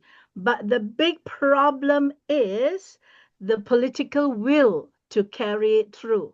Okay, because the industrialist will say that it does not make money. Okay, I can give you some simple example where you have something that is, let's say, antibacterial, and you can apply it onto the wall, and then it will kill bacteria and so on and so forth, and it will save the patient in the hospital from the Legionnaire syndrome. But you know what? The hospitals come back to me. They ask me, how much money will I make from applying this technology to my hospital? I says, oops, I'm talking to the wrong people. Okay. Yeah, Certain things you need to have the pressure from top down. Otherwise, there is no political will to really enforce the technology. We do have the technology. And what you are doing, you and your group, Dr. Haleema, is really very good, very back-breaking, and I applaud you. But I think if you could try to enlist some big shots up there who make decisions, at least then we are moving somewhere. Thank you. Thank you. Thank you very much. And in UAE, lots of initiatives from the government has been taken. So that is a good sign. And yes, of course, not, I don't know whether hospital, antibacterial paint and all about that. Because I have not gone into the construction line. But yes, I am aware of the school and food industry and education, colleges, universities. So in all these sectors, I know that how the government has made the things mandatory. And that is the reason why everywhere sustainable officer is mandatory. And sustainable officers are the ones who are guiding them, advising them, implementing the things. And in this way, they are moving into the right direction. But yes, of course, this will take a long way to achieve the desired goal. Thank you. Thank you. Gracie, please. Thank you so much. Dr. Haleema, I definitely agree that it is more important now, especially to cut down on our over-consumerism. I think so many people are consuming an obscene amount of things and they're very materialistic. My question is, do you think right now focusing on the individual effort to cut down on our spending, the things we buy, is the effective solution? Or do you think we should also put pressure on governments to ensure that there is a lot more sustainability in this field going forward? Yeah, that's a very brilliant question. And yes, I know, Gracie, that individual efforts, when it multiplies with billions, with millions, then that brings the wonderful and large impact. So when I'm talking about sustainable lifestyle, we talk about reaching out to the millions of people, not only one or two, like reaching out to making the community of millions, those who are going to practice this in their day-to-day life. That is really going to bring lots of impact. Secondly, these are the ones, like, you must have heard about one marriage in India. How much was the expenditure on that marriage? That was the news for, I think, more than 1 month. It was in the news. That is the best example of the wastage, we can say. So if these type of messages we are able to reach, spread among the common people, then naturally these type of wastage we can avoid. And as far as government is concerned, of course, government's involvement is a must to bring any revolution. And there are governments, those who are already taking the initiatives in those countries those are already developed country. And I can give you some of the examples, like Denmark's example, Germany's example. So they have already taken lots of initiatives in this direction. Even UAE is also taking but I have found that the common people's mindset have to be changed first. Even if there is government's initiatives, but if the common people are not ready to contribute, then it is very difficult to implement. Thank you very much. That was very good point and very You eye-opening. remember the story of a starfish? The boy who was on the bank of the river and throwing one starfish. So somebody asked how it is going to make difference. There are so many starfishes on the bank. So what he said, he just picked one and threw in water and said, it will make a difference for this starfish. At least I will save this starfish. So that's what we have to do, our own part. That's all. Thank you. I think Elizabeth raised her hand. Please, Elizabeth. Okay, to your point, I agree. I think the pressure should come from the masses. I went for a innovation exhibition, and this kid from one of the polytechnic student, and he was exhibiting recycled plastics. But to me, recycled plastic is still recycled, it's still plastic, so it's still polluting the environment. And then he goes and tell me that there are good plastics and bad plastic, which I like, oh, I didn't know that. I didn't know that. So I said, in that case, you should be putting pressure on companies that uses plastic, they use good plastics. If you educate the masses enough of doing what is good and what is bad, I think the masses will like, no, okay, you are using bad plastic. I don't want to buy your product. Once you get enough pressure from the masses, they will have to change, because eventually we are the one paying them. So I think you should educate. I understand the part whereby you need to get the authority in, but the authority will work with that as long as the companies, as long as they make money. But the company need us to pay them. So if we are being influenced, the masses are being influenced, they will have to choose the right choice, the right things. Right? Yes. Thank you very much for sharing. Yes, right. You are right. Okay, thank you. Let's move on. Next, I want to invite, I think must be the oldest man in the room, my school teacher from Malaysia, Mr. Kok Yew Keng. Mr. Kok, you got 1 minute to tell us why it's so important to listen to you. Then you have 8 minutes to do your presentation. Are you ready? You need to unmute yourself. You are still muted. You need to unmute.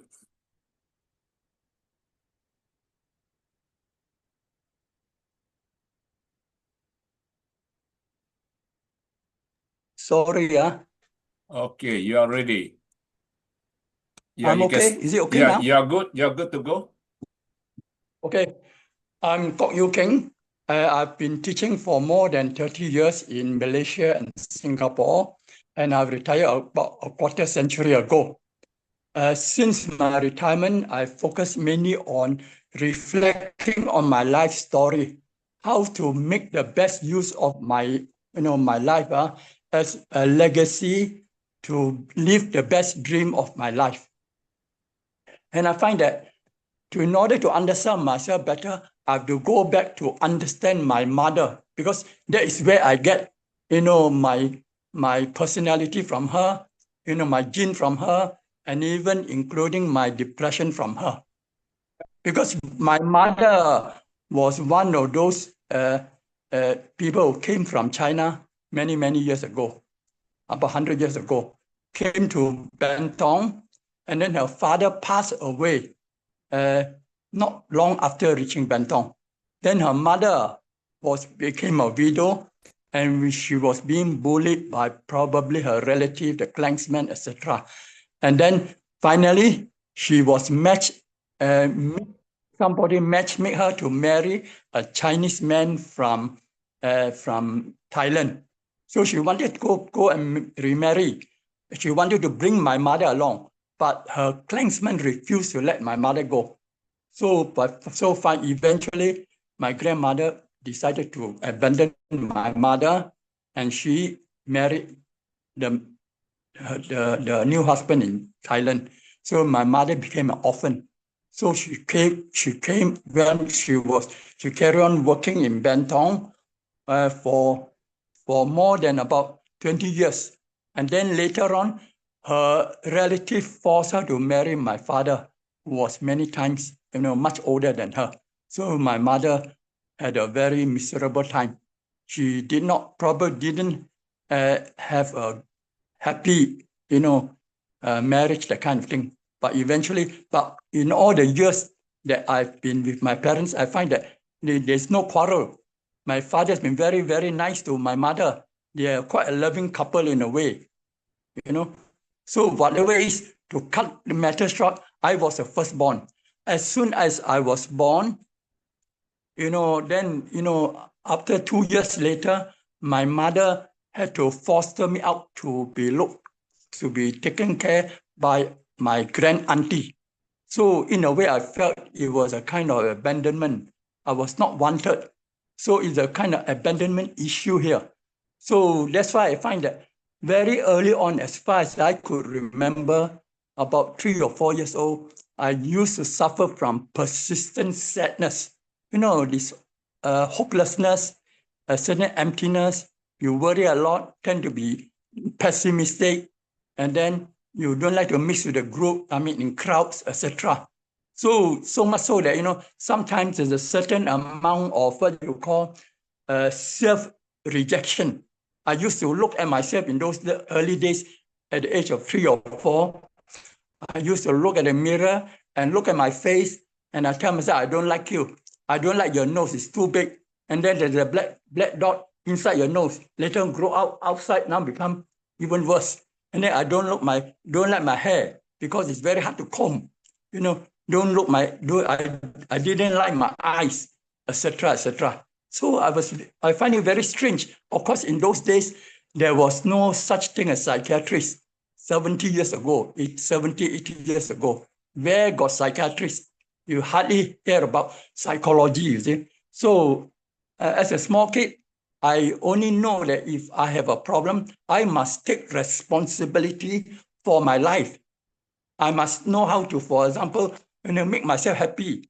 So, as a small kid, I used to, for example, mix with, have my own playful spirit, mix with my own peer groups, run around, depending on the season.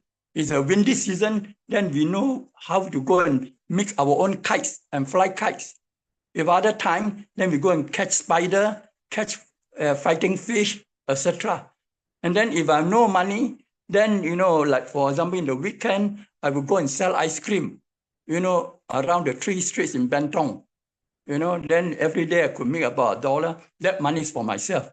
And then when my father passed away, my mother made curry mee and this Chinese ang ku kueh, so that I could sell under the lamppost along the main street in Bentong before I went to school. So for about 2 years, I was a kind of, entrepreneur, a child entrepreneur. Now today, when I think back over those days, sometimes I even, admire myself, because when I look at the kids about 9 years old, they are so small. And at that time, in those days, I was small, but I had a different kind of spirit. Although, I take responsibility for my life. No money, you go and make money. Somehow, if the circus come to town, I will set up, a stall, cuttlefish, barbecue cuttlefish stall right in front of the circus, and then we will sell them, to make some money. And then if there are no business opportunity, if sometimes there's funeral in town, we go and rush to get hold of one of those funeral banners, and then we tie up to the bamboo and join the procession 3 streets, and then we get $1, 1 ringgit for that. So in a way, these are all the things these are all the kinds of activities, very playful activities in those days. Now looking back, I find that they play a very important part in helping me to recast depression into happiness. And now we look at, for example, today, why is it there's such a big spike in in depression in the world today? And of course, they will tell you, oh, this due to the signs of the time, due to social media, etc. I think it's much more than that. Because I walked the talk for more than 80 years. I've gone through the depression. Mine is more or less a bipolar. Bipolar, what you call, it's a roller coaster kind of depression. One day you can be up, the next day you can be down. It's like riding roller coaster. I remember many, many years ago, as a small kid, I used to go to take the first roller coaster ride in this, in Kuala Lumpur, in this BB Park. It was a very, very noisy roller coaster. My first experience, tell me, is terrible, very fearful. It's terrible. It's very noisy, very scary. At the end of the ride, it almost took my life off, you see, that kind of thing. So anyway, that was my experience of the roller coaster ride. But now, how do I manage it? It's through my playful spirit. That is most important. And I'm happy that I had that playful spirit, because then I would know when to let go, when to take my life, when to take my life less seriously, when to enjoy myself, when to, for example, keep my ruminations at bay, etc. And I always had what you call a positive mindset and a creative mindset too. In addition to that, I think the most important concept that I've learned through all my years was what you call God's unconditional love for me. And that's how I learned to love myself, because that was a very important part. Because if I cannot convince myself, that God loves me, that I can't possibly have what you call the unconditional love for other people. Very often when we talk about unconditional love and unconditional acceptance, it's usually about what Mother Teresa, follow the model of Mother Teresa, like what Ban Peng did last time. He used to post Mother Teresa's picture as his, you see, that kind of thing. Love other people, to have unconditional love for another person. That's very, very difficult, actually. For me, I eventually discovered that when I come across one Chinese quotation by this Tao Te Ching. They call it the three great gifts for mankind: simplicity, patience, and compassion for yourself. Then I realized that actually that is the real meaning of unconditional love. Start with yourself. Love yourself first. That's easier. It's very, very difficult to start loving other people unconditionally, because generally human beings are very unlovable, very difficult to love. We all know today in our broken world. That's why I started loving myself first. First, in order to love myself, I must convince myself that God really, really loved me very much, unconditionally, without any condition, So I've reflected on that unconditional love for several years, especially after my retirement in my 70s. So I've been reading books on that, and then thinking and thinking and thinking. Finally, I convinced myself, yes, God definitely loved me unconditionally. Otherwise, he wouldn't have created me with all my faults, with all my, good, bad, ugly. He still loved me, definitely. Just like, for example, that's what what Tao Te Ching says is true. You must, that is one of the great gifts that we must give ourselves: unconditional acceptance of yourself. If you cannot accept yourself, how can you possibly accept other people? First, you must start accepting yourself. After accepting yourself, then I can start loving myself. After, when I fill my heart with unconditional love, then it overflows. Then I can use that same love to love other people. And that's what I'm trying to do with depression prevention. Trying to use my story, tell my story to motivate others, to help other people to overcome their depression. Because I know that depression is a very, very complicated disease, a very, very complicated disorder. It can be very simple, but it can be very complicated. I walk the talk. I know it's simple because I walk the talk. I've gone through it. I manage it without consulting any psychiatrist, without taking any medication for more than 80 years. And I've come on top of it generally. Of course, I won't say that I'm permanently cured, because there's no such thing as a permanent cure in depression. There's, at best you can have is what you call remission. Yes, I've been remission all the time. I'm able to control my toxic energies, my ruminations, and keep it at bay. And I'm able to, for them, pursue the best version of my life, do the things I love to do.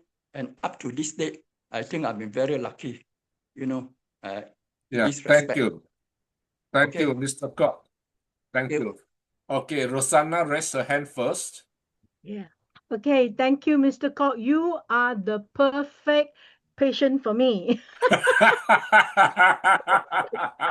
Okay, Because we can yes, collaborate. because We can collaborate. your story is so spot on. I Thank applaud you. you. You now the modern term, okay, in hypnotherapy, you say you inherited your depression from your mother, and that is very real. Very Yes, I real. think It's so. called I think so. epigenetics. Go and Google it. Yeah. EPI, epigenetics. It means it's beyond genetics. So this is also one of the reasons why you see now, like you see 2, 3 years old, and they sit at the piano, they can play, and they can speak different languages. They actually inherited this in their genes. So depression is also inherited. Real. This is not bluffing, okay? And Yes. that is why it's good that you have stood up so well. Congratulations. You're a very strong person. God loves you. And you Yes, I are believe so. deserving of I believe so. this wonderful love. But there are many people who are not like you, and they will succumb to depression. So that is why they go Yeah. to a hypnotherapist. What we will do generally, we do regression. Regression meaning we bring them back into their childhood, because sometimes they don't even remember what is the seeding event that caused this problem.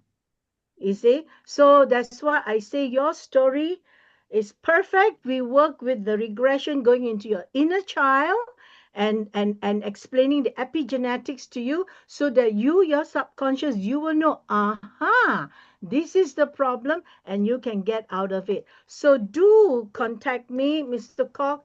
I am most happy to do it for you free of charge. Okay?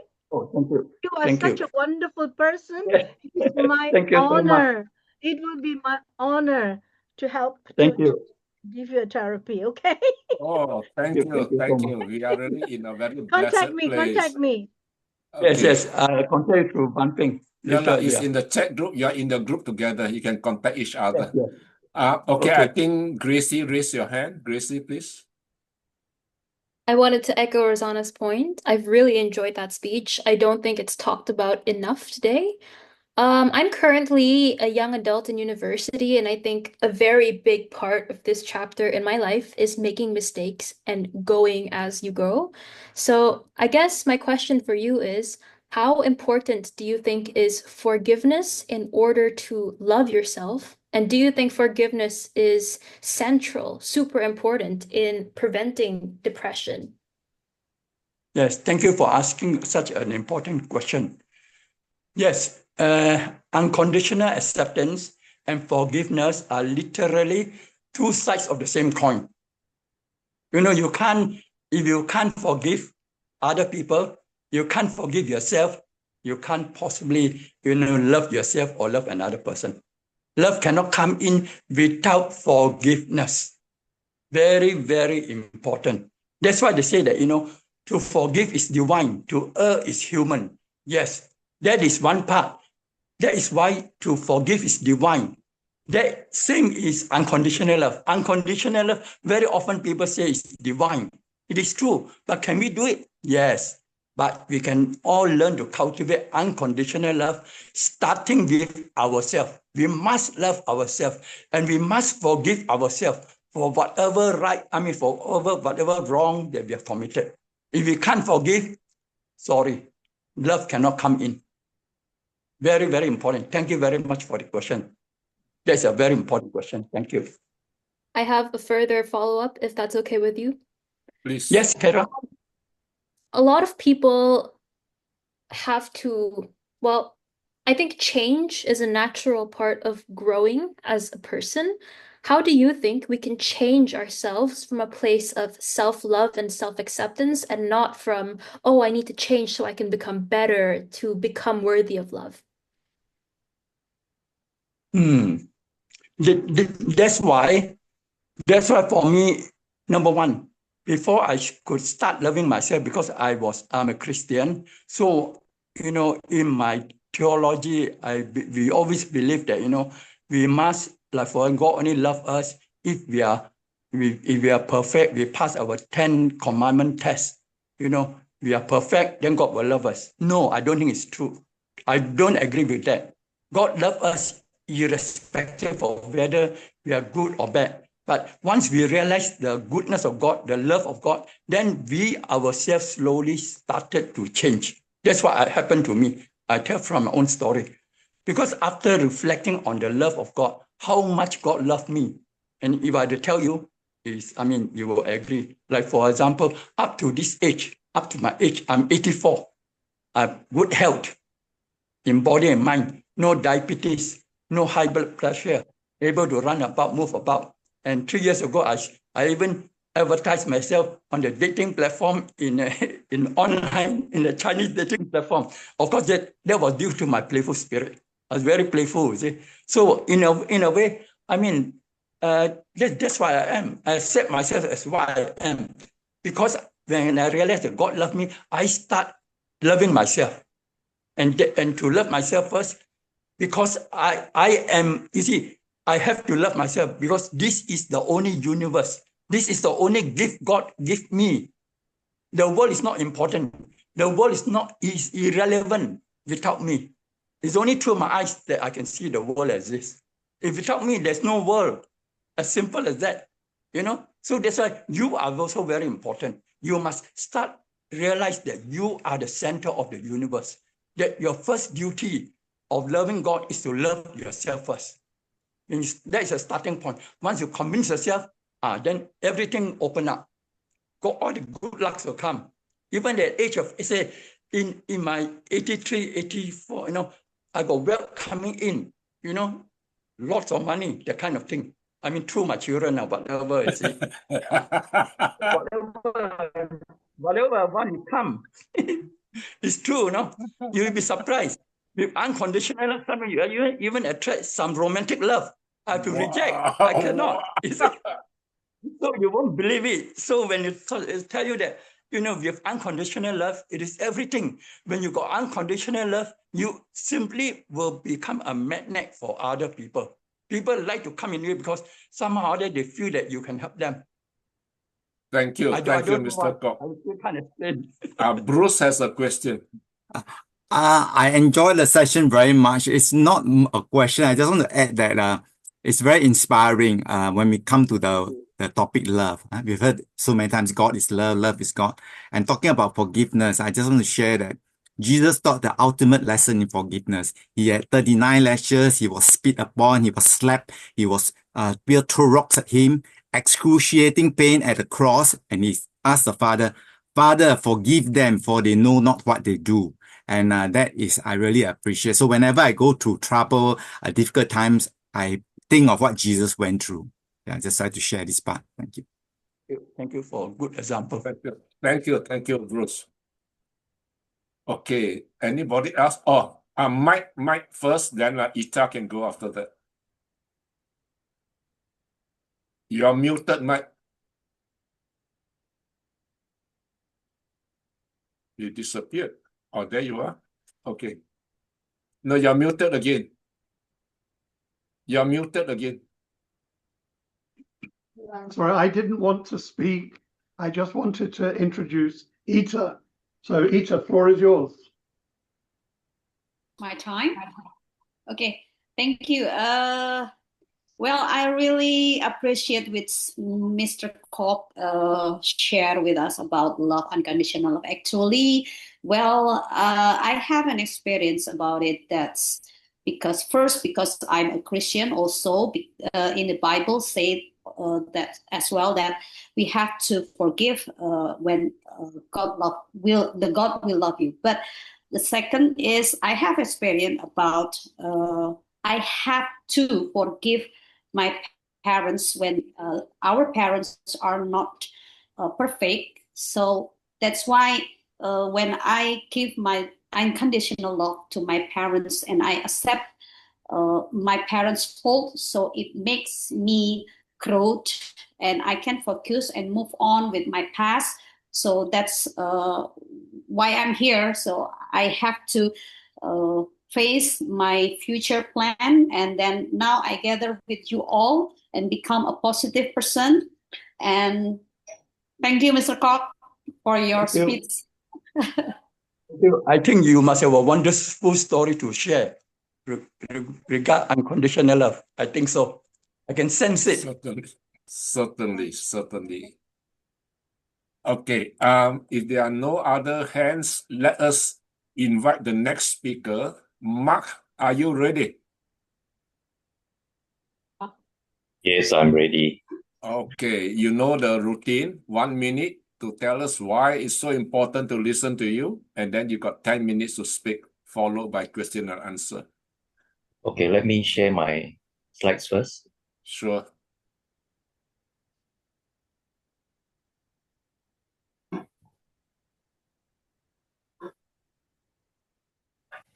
Do you see my slides? It's not appear yet. It says you have to double click whatever. We can see you're sharing something, but it's not appeared. Yeah, here it is. Okay. Who am I? I have a master's degree in public health. And as you can see, my research thesis is using liver detox to lower cholesterol.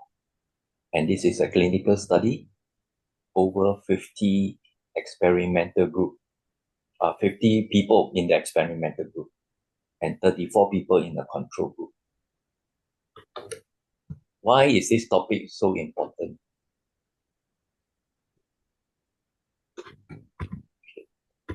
Okay, before that, I've been using this device called the quantum resonance magnetic analyzer. The layman term is called bioresonance. It measures the body's magnetic energy to determine 30 body areas to find out the health condition. Can even detect your heart, kidneys, lungs, etc. its function. So I would like to offer this scan for all the audience here this evening. Okay, why this topic is important? Because more and more people are suffering from major illnesses. As you can see, over the years, diabetes has increased from 8.8% to 9.5%. Okay, since 2017 to 2019. And high blood pressure has increased also from 24.2% to 35.5%. And the result is really alarming. And high blood pressure, high blood cholesterol has increased from 35% to 39%. And all the doctors are doing is they are taking medication, which is not good. So right now I will start my presentation. So most people, when they deal with diabetes, high blood pressure, and high cholesterol, they are taking long-term maintenance medication. And today, I want to share with you, are natural remedies better than a traditional conventional medicine? The answer is an affirmative yes. According to this natural doctor, who wrote a book called The Liver and Gallbladder Miracle Cleanse, he said all you need is the home-based detox program, which I myself have formulated to help many people who suffering from chronic diseases to overcome taking medication and using this natural remedy. And he said a classical statement, and gallstones which are clogging the liver is the major cause of disease. And the liver, you can see, it has 500 functions. One of the major functions is create blood, clotting factors, filters the blood. So the liver is actually a filter. Since the day you're born until you are at this age, you have never serviced your liver. And you can imagine how congested your liver is. And this is the example of a congested liver. you can see all these bulges. They are actually gallstones. Liver manufacture gallstones as a result of the filtration of the blood. And you can see a healthy liver is stage 0. When the liver has enough congestion, inflammation starts to occur. At stage 2, if you don't do anything about it, fibrosis starts to form. And it has scar tissue. And stage 3, there is a progression of this scar tissue and widespread fibrosis. And if you still don't do anything about it, advanced liver disease will occur, causing cirrhosis, as well as cancer. You can see by doing the liver detox program, a person have high liver detox before the detox program. This is a pre-detox scan. This is doing 3 sessions of liver detox. The fatty liver has dropped by 29%. And the bile secretion has increased by 20%. After doing 6 times, it is totally reversed from a fatty liver to a healthy liver. And this is my DIY program, which I've been doing for the past 15 years. I'm using all the natural ingredients like oil, juice, magnesium. It's a special kind of magnesium that you can't find in the market. And a simple remedy with an instructional manual, a sieve, as well as probiotics and electrolytes. Okay, diabetes. Today, in modern times, when people have diabetes, the doctor will either recommend metformin, which is a medication, or the last stage of diabetes will be the injection of insulin. And whether it is metformin as well as insulin, it has a lot of harmful side effects. I know it because my mom was a diabetic. When a person has diabetes, it has other associated illnesses like heart, kidney, eyes, skin failure. So knowing how diabetes are formed, when the liver has excess stones, some of the stones get trapped at the pancreas and it cannot secrete insulin. And that's how a person develops type 2 diabetes. So just do a detox program. This gentleman had low insulin secretion and high urine sugar. After doing 3 times, everything is reversed. Second is high blood pressure. More and more people are suffering from high blood pressure. And the most common medication for high blood pressure is beta blocker. And beta blocker has been taken by many people. And the harmful side effect is in the acronym ball fish. Okay, bronchi constriction. Okay. And then next one is arrhythmia, which is heart problem, lethargy, disturbance in the glucose metabolism, fatigue, insomnia, sexual dysfunction, and hypotension. Hypotension means low blood pressure after taking too much beta blocker. So I suggest taking this NMN to reverse the aging process. I have a family history of heart disease, diabetes, as well as high blood pressure. Both my parents went through bypass.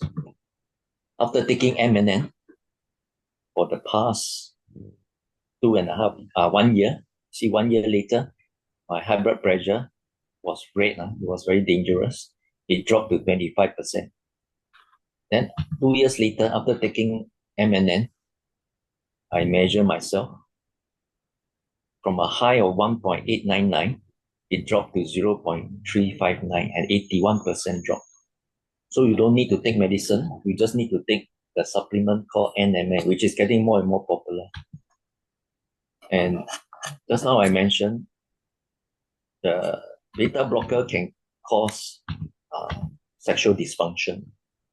I have a problem with erectile dysfunction, even though I don't take beta blocker.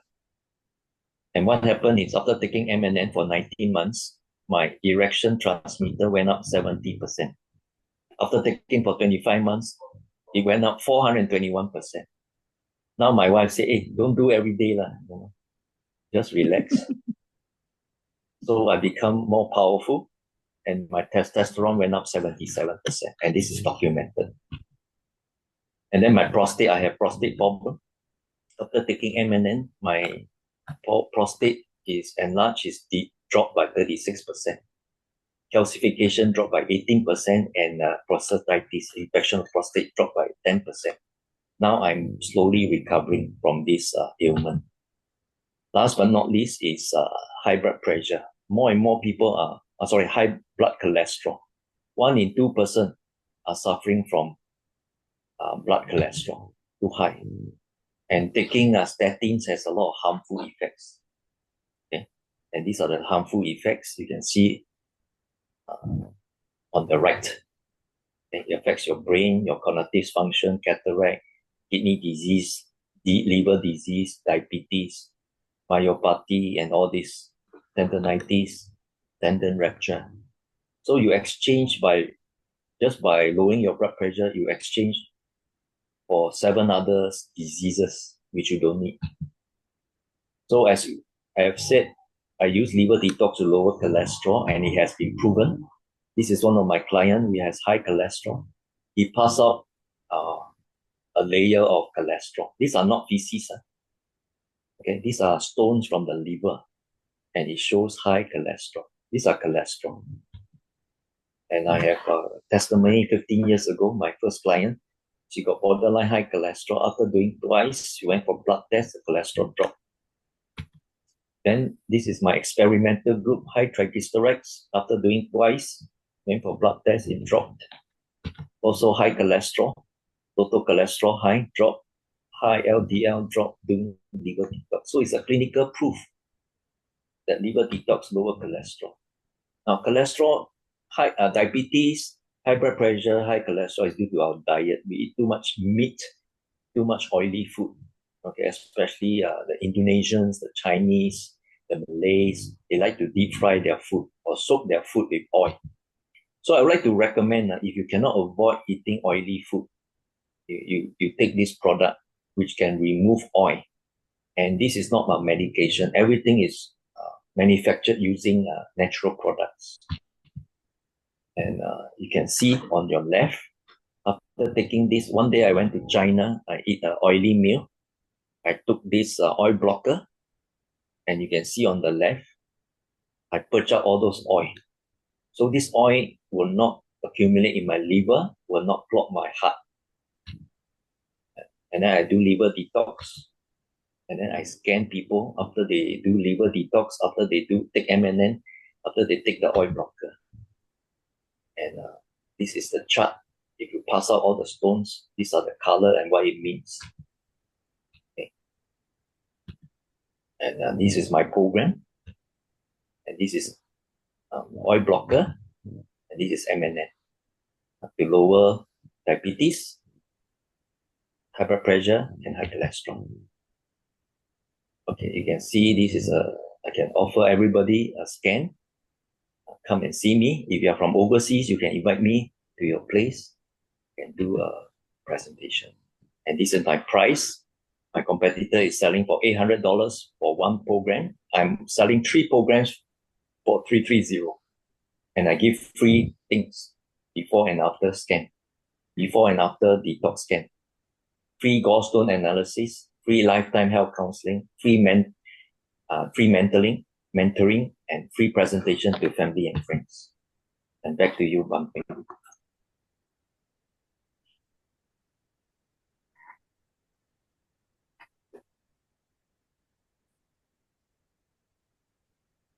Thank you. Thank you, Mark. That's a truly educational program and wonderful solutions to health problems. Anyone raise the hand? Oh, okay. Let's start with Gracie again.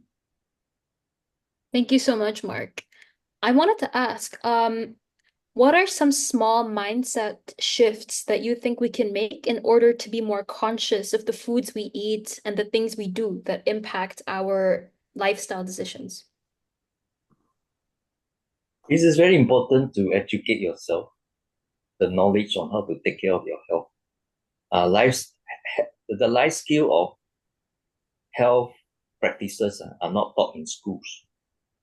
So I would like to encourage everybody to learn this life skill on how to take care of the body. That's one. Second, when you learn about the diet, what kind of food we eat, you need to change your mindset on eating for nutrition as a priority rather than for pleasure and taste. Because most people are focusing on taste as the major priority. They don't realize that whatever you sow, you will reap, right? If you sow poison, you will reap disease and death. But if you sow health, you will reap health. So that's very important. And third, you must have a conviction to be an example. For me, I am very disciplined. I don't eat between meals. I eat a plant-based diet. I don't deep fry my food.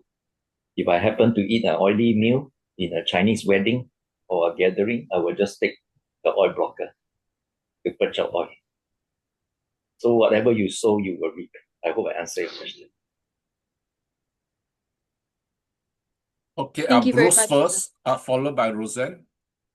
Okay, Mark, do you have a website where you got video, like you share what you're sharing now? I think it's very beneficial to people because a lot of people, they need to have a liver detox. But do you have a website that has video sharing what you have shared with us?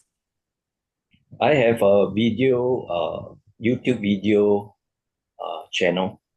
Yeah. That's one. Second, I have a website. Third, I want to do it low profile because I've been doing this for 15 years. I've been attacked by a lot of conventional doctors saying I'm a scam. Because whatever I do, I could really put doctors out of business. Because when they don't buy medicine for diabetes, high blood pressure, and cholesterol, doctors don't make money out of it. So I have to do it low profile. I'm only sharing to people who are like-minded and enlightened people. Because what you're sharing, there is no controversy, very clear, and to me, I think it benefits people a lot. And there's Chinese saying, 真金不怕火. The truth is the truth. So you shouldn't be afraid of all these doctors attacking you. You just go with your good heart to help people improve their health. Why don't I suggest this way? You become my distributor and you take all the hard knocks. Okay? I don't have that kind of magnanimity to take the hard knocks. So, Mark, just a question. If I'm not wrong, your only social platform is YouTube, right? I also have Facebook. What about IG? YouTube and website. Oh, okay. Because they have also thought about it. It's actually beneficial, not just for people around our age or in the 30s, 40s. Even for the youngsters, right? You also benefit them. So Yes. to me, I just feel like if you have an IG, you reach out to the younger market too, okay? It's just Same an thing. idea only. I'm right now, because I'm only one person, I have a Oh, few I see. referees. You can be one of my referee or referrals, No or problem. You can distributor. share with us. Come and talk to me. I will share my contact here. Okay, you can share No, your no, link. you're in the You can same share with chat. others, no? Mark, you're all in the same community chat group. So you can contact each other through the community. Okay. Any more question? Roxanne raised her hand. Yeah. Mark, where are you based? Because I'm a Singaporean. Oh, so how do Malaysians get your product? Very good. I have friends who are distributing it in Malaysia, in JB, in KL. And usually it takes a few distributors to do it. So what they'll do is, many of those distributors are very health conscious people. They are dealing with cancer patients where doctors reject. Okay? So what I'll do is I will drive over to KL. Are you based in KL? Yeah. So I will drive to KL. I will conduct a health talk and I will do a health screening, 10 minutes per person. So we spend 2 hours scanning all those participants. Then I give a 45 minutes talk. Then it's up to them whether they want to purchase the detox program. And then you can also be my distributor there. So is your product considered like what do you call like the TMC? Is it something like TMC? No. It's Then? under natural remedy, where everything is fruit-based, like olive oil, fruit juice, as well as magnesium. So it's not under any controlled drug or anything. So that's why my topic is on natural remedy. In Chinese, we call 自然疗法, using nature to heal. So then, because we don't want to get onto the wrong side of law, you know what I'm saying? Yeah. So basically, okay, thank you. Thank you so much. Thank you. Okay, now thank you, Mark, and thank you the rest of you. Next speaker will be Shona. Shona, are you ready? Yes, Ban Peng. Okay, you have 1 minute to tell us why it's so important to listen to you, and then you have 10 minutes to present your story. Okay. You are ready? Yes. Okay. Start Hello, now. everyone. Yes. Hello, everyone. So today I wish to speak on a subject called building blocks, and particularly about individuals. So I'd like to share some of my thoughts based on my personal experience. So maybe I could start now. Please. Yes. So can you imagine form without substance? Whether it is buildings or a piece of writing, form cannot exist without structure. And so also with individuals. We are one whole meaningful creature only because of the blocks that have shaped and built us.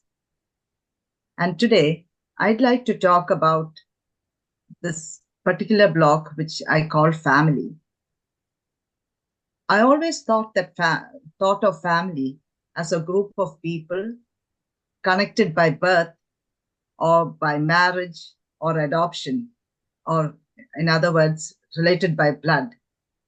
Today, I realize that a family is anywhere that you feel accepted, have a sense of belonging and connectedness, and a place where you also feel some responsibility. I was born in Kerala, India, and this is the 70s and 80s that I'm talking about. Those were the days of rubber plantations and paddy fields. There were plenty of people also to help us with everything. A person named Papachan helped us with tapping rubber. There was another person named Philippos there who would take the cow out to graze and look after the land. We were like one big family. I remember my mother and grandmother in the kitchen with the two ladies named Mariam and Mariam Cherpi. So there was activity everywhere. Everyone was in charge of something and getting on with it. And I was excited to be in the middle of it. I too joined in, and sometimes it would be water that I would go and draw from the well and bring it to the earthen pot in the house, and sometimes swept the front yard and inside of the house. My sister would go and pluck flowers from the garden and make her a flower arrangement, all of which I looked at with great enthusiasm. A household is thus a miniature society. The child sees the members of the family cooperate, communicate, accommodate, and get things done. It is here that he learns to be responsible, to trust, to respect, appreciate, and to take care of oneself and each other. All important values of socialization. Where I grew up, there were no big shops like you see today, where you could get Christmas trees as you see them now. So when December came around, our farmhand would help to cut stems off the bamboo tree from near the border of our home and put them in a pot, and we would decorate it with strips of colored paper and balloons. These were simple joys. And the time came when my family encouraged us all to take the first step into the whole new world, the world of learning, away from the comfort and predictability that I was once used to. I now came across individuals of different ages and backgrounds. I believe the individual then learns to manage himself and to make friends. My father used to take us to school. I still remember those days when we rushed to be on time with sharpened pencils, fountain pens refilled with ink, the right books in the bag, and with a mind ready to absorb all the 7 subjects that were taught in class. What invaluable learning indeed, instilling the need for discipline, routine, and also the importance of sticking to deadlines. Educational institutions thus shape the individuals to become a well-rounded person who is resilient and adaptable. They help create people who are ready to face the world with courage and confidence.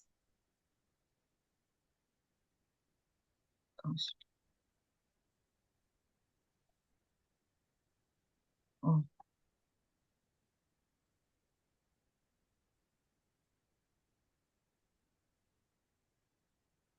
Sorry, I think, could you hear me earlier? You can hear you. Carry on. Yes. Carry on. Sorry. Courage, Shona. Okay. So it is interesting how families operate like mini business units. My parents were careful about money. My sister and I knew that we could have this, but not this and that. Birthdays were special occasions, and when friends and families were invited, we would have special food on the table. During summer holidays, my sister and we would visit our grandmother in the town. She would send us to buy cupcakes from the bakery nearby, and we were reminded to bring back the exact change. I can still remember my sweaty palms as I did a mental calculation to see what the balance would be. I think to date, if you were to ask me the change, I still will have sweaty palms. Anyway, looking back, these were all very educative. Years later, I was married and living in Singapore. My son and we started going to a church that was also close to home. There we found a lovely group of people who welcomed us into their midst and let us be part of the choir. We had choir practice every Sunday. After service, we would go for lunch and sometimes would gather for birthdays and festivals. A few more years passed, and I found myself on my own. That was a time when I was without work, and there was no one there around for me to take care of. And also, there was no one to check on me. So I found myself slipping. I lost track of time. Monday or Friday, it made no difference. Around this time, I came across a group of people walking in pairs. Their t-shirt said, "Run to bond, run so others can." The idea appealed to me. And as a person who enjoyed physical activities, I thought, what a meaningful way to spend time. This community ended up saving me. It is called Running Hour, a sports cooperative that was formed to integrate persons with special needs through running. Walks were organized thrice a week, including Saturdays. So now I began to differentiate the different days of the week. Even though through COVID, we were encouraged to do the runs ourselves and report online. I cannot tell you how much this connection and constancy helped me It gave me a sense of purpose. Around this time, my friend Ivy told me about Agora and took me to the first physical meeting. And it was here that I met Ban Peng. Ban Peng was also kind enough to give me a job, and I started coming to Agora meetings regularly, helping to set up and to just watch everyone who was there. And they came for every meeting after a long day's work, twice a month, doing presentations, hot topics, evaluations, and so many more roles that they took up.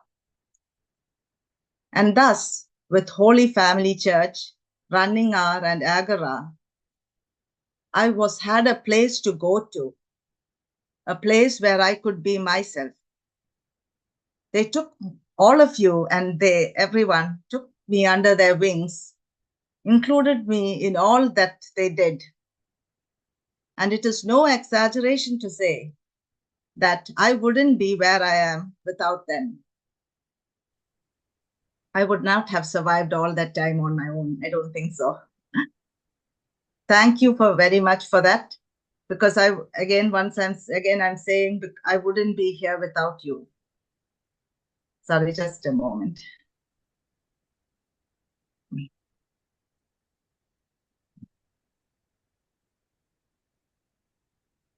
So in short, what I'm trying to say is that we need communities to lead a purposeful life, to have hope, to feel a sense of belonging.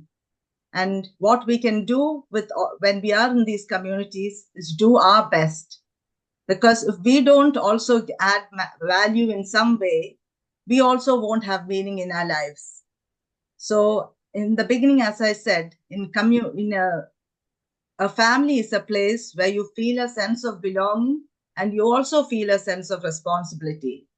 And then when we all work together, that is when beautiful things happen. It has happened in my life, and I thank you for it. Thank you very much.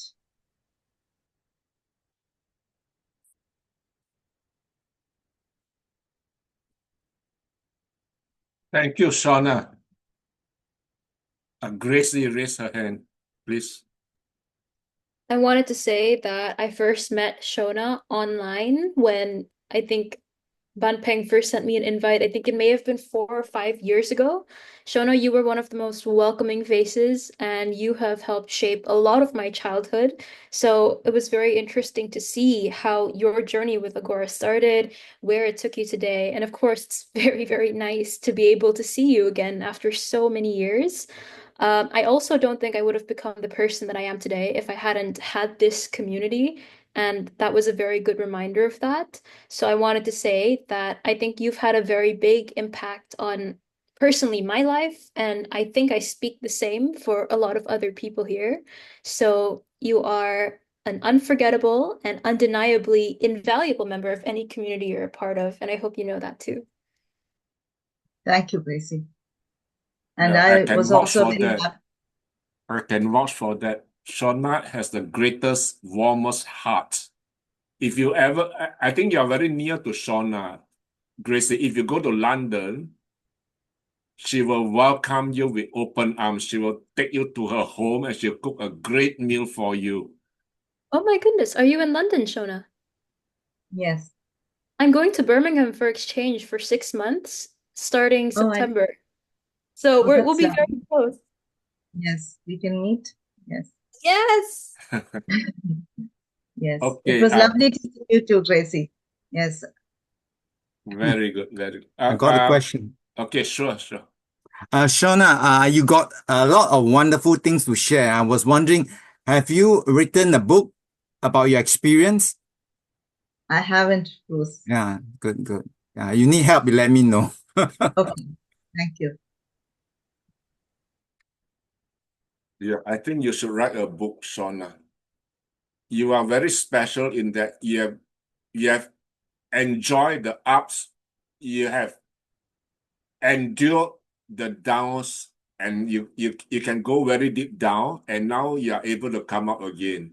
Many people can go down, but they never came out. So you did it, and I'm very proud of you. Ban Okay. Peng. Yes, sorry, just one more thing. I could do it because of the so much love. I think I couldn't stay down because I think nobody let me stay down. Yeah, I had no choice but to climb, come up. Yes. Great Thank job. you. Great job. Yes. Okay, I think Ita raised her hand first, then Mark can follow. Ita. Well, thank you, Mr. Ban Peng. And I would like to say thank you also for your sharing for your story, Shona. It's very grateful for everyone who has a complete family here. And as a person who lives alone, and I don't have a complete family figure, I'm very happy to be able to meet and gather with all of you here. And I also agree that from this community, I get an inspiration to become a person who thinks positively and improves my potential to be the best version of mine. And I was first met with Mr. Mike at Agora Indonesia several years ago. Then also Mr. Ban Peng and all the professionals here who can support me as a personal to be the best. I think that's from me, Mr. Ban Peng and Shona. Thank you very much, Shona. Thank you, Ita. Thank you. Mark. Okay, I listened to the talk intently and was very envious of her wonderful family background. And you can see in her face that she is very positive, very optimistic, full of zest and life. My question to her is, how do you deal with toxic people in your life? How do I deal with toxic people? I'm not sure I've come across many toxic people, but if I find myself unable to respond, I try to keep away because I do lose temper and get agitated and all of that. But if I continue to be that way, I don't like to be that way. So I rather stay away and wait till I'm able to be calm and respond. Yes. Let me tell you, my previous profession as a church pastor, I have a congregation of 300 over people. Not everybody is nice. So they are toxic people.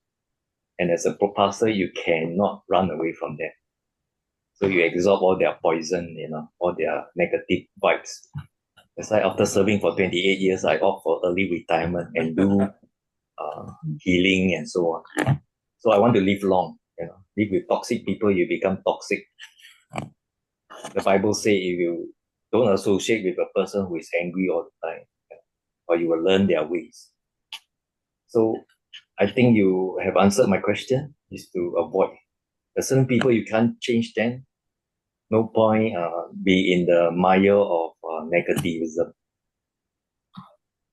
Get out of that toxic environment and be with energy givers, not energy zappers. Yeah, I agree, Mark. I think we can simply walk away. We don't have to be stuck in any environment that is not supportive or nurturing. Thank you very much. Yeah, okay. Elizabeth, are you ready? Yes. Okay. Elizabeth is a very special lady, but leave it to her to introduce herself. You have 1 minute to introduce yourself. Tell us all the wonderful things and why we should be listening to you for the next 10 minutes. And then you can let Mike know you're ready to start so that he can start the timing. You ready? Yes, I'm Elizabeth. Yes, I am. Actually, I would like to announce my age because the whole story goes with my age. So I'm 58 this year. I was a ex-center principal in preschool education. I love my job, but somehow, I'm out of my job now. Not because I don't have they fire me, but I actually left my job. But what I want now is I'm actually out to venture. At this age, I want to venture. I want to see the world. I want to have fun. So you can start my start timing really. It's really short. But the whole thing is, everyone asks me, why do you want to be a speaker? Now, before that, I didn't know you can get paid to do speaking. So I joined this speaking community and I fell in love. Say, oh, wow, I can go and be a speaker. No problem. I do training, I do coaching, I can speak. Then on my very first day of what we call a stage time to try to deliver my speech, then my mentor come to me, or my coach come to me and say, Elizabeth, you are not speaking, you are teaching. Then I'm like, oh. Yeah, because of my 20 years of a teacher, I got into a teaching mode. He said, yeah, you're supposed to be speaking, you're supposed to be touching heart and not educating the brain. And I was like, but how does that feel like? What kind of speech is that? I mean, we saw a lot of speech. I go and look at different types of speeches, but I couldn't quite grasp how could I form my speech to be inspiring. Next, I actually went for this, we had this sharing group, and it happens to be a lot of them was talking about mental wellness, since this topic about mental wellness and how your voice can heal, help you to heal. Now, the interesting part is when I hear this person, he's talk about his so-called recovery from suicidal, how he almost at the brink of, at one point of his life, he was about to kill himself. And after he recovered, and then he's motivating and inspiring others to live a life of acceptance, or to go towards happiness. And suddenly I realized, oh, this is an inspiration story. I want to move towards that. Because we have a lot of stories. At this age, we have a lot of stories, but I don't want to go into a teacher mode because nobody wants to listen to you teaching. People want to listen to you to inspire, just like the person who talked about suicidal. And I began to pivot and learn how and what is it that enable me to use my story as inspiration. It is called storytelling, and there's a whole lot of big skills on how you deliver storytelling. Where am I going from this? I am actually the godmother of Speaker Society. The reason I set up Speaker Society because I went through this process of looking at people speaking and find the inspirational speech and find that it is so powerful and there's so much healing when people talk. For me, in 2023, it was my 56th birthday. It was a very special year because somehow I celebrated my birthday 3 times with the same group of people, my family. And it's only on the 3rd day after I celebrated my birthday, I had a wake-up call. Now, what wake-up call was that? There was like, hello, Elizabeth, you're already 57. Of this 6, you got any more 4 more years before you turn 60. So why so alarmed? Saying 60 you're still young, right? Well, no. To me, this is an alarming number. I've forgotten that I've actually passed 55. And then yeah, come to counting month, 48 months before I turn 60. So what's the big deal of 60? I didn't quite understand why I went to this panic mode. And I was like, oh my gosh, there's so much life in me. I want to live. There's so many things I want to do. I don't want to be stuck on a full-time job. I dilly-dally, and then just one day at the end of 2023, I just said goodbye to my job. And I want to move on to a new life. And what the life is, I want to do speaking. And why do I have that desperation? I just realized, all of you just shared just now about what's the speaker name? I'm trying to quote the name. Okay. Anyway, I was trying to figure out what happened to me. And of course, as a speaker, we need to craft a speech idea and there. And while crafting my speech and looking to, I realized my panic mode came from the death of my father. He died at age 63. So compared to me, going there is very near. But because he was critically ill and he didn't take care of himself. Whereas I was not exactly in perfect health either. Okay, my arthritis is killing me. So having that panic mode, tell me that, hey, Elizabeth, stop and go and live a life that you want to live. Go and do the dreams that you want to dream, that you have dreamed. Go and do it. Dare it, do it, dream it, whatever. Just go. It was panicky because to leave a full-time job and not having any more financials coming in, money coming in, can be desperate. But okay, I tell myself, either I slave for money or I slave for my job. I decided to go for the other. Because since my daughter is graduate, you're on your own, I'm fine. I am financially okay for the time being. But I enjoyed it. And when I pivot out, I never regret it. I met so many people, including Ban Peng. And now this group of people, if not for my pivoting or getting out and trying to speak and going to the speaker world and going for events like this, it was last minute, Ban Peng, honestly, I forgot it was today. It was like just 2 days ago. And okay, never mind. Just be seen, just be present. Okay, that's my motto. And that's how we set up Speaker Society. And I was inviting people to come and speak because I noticed that there's a lot of people with beautiful stories to tell. But sometimes they may not have stage to tell. But you guys have so much story and they're so empowering, so inspirational.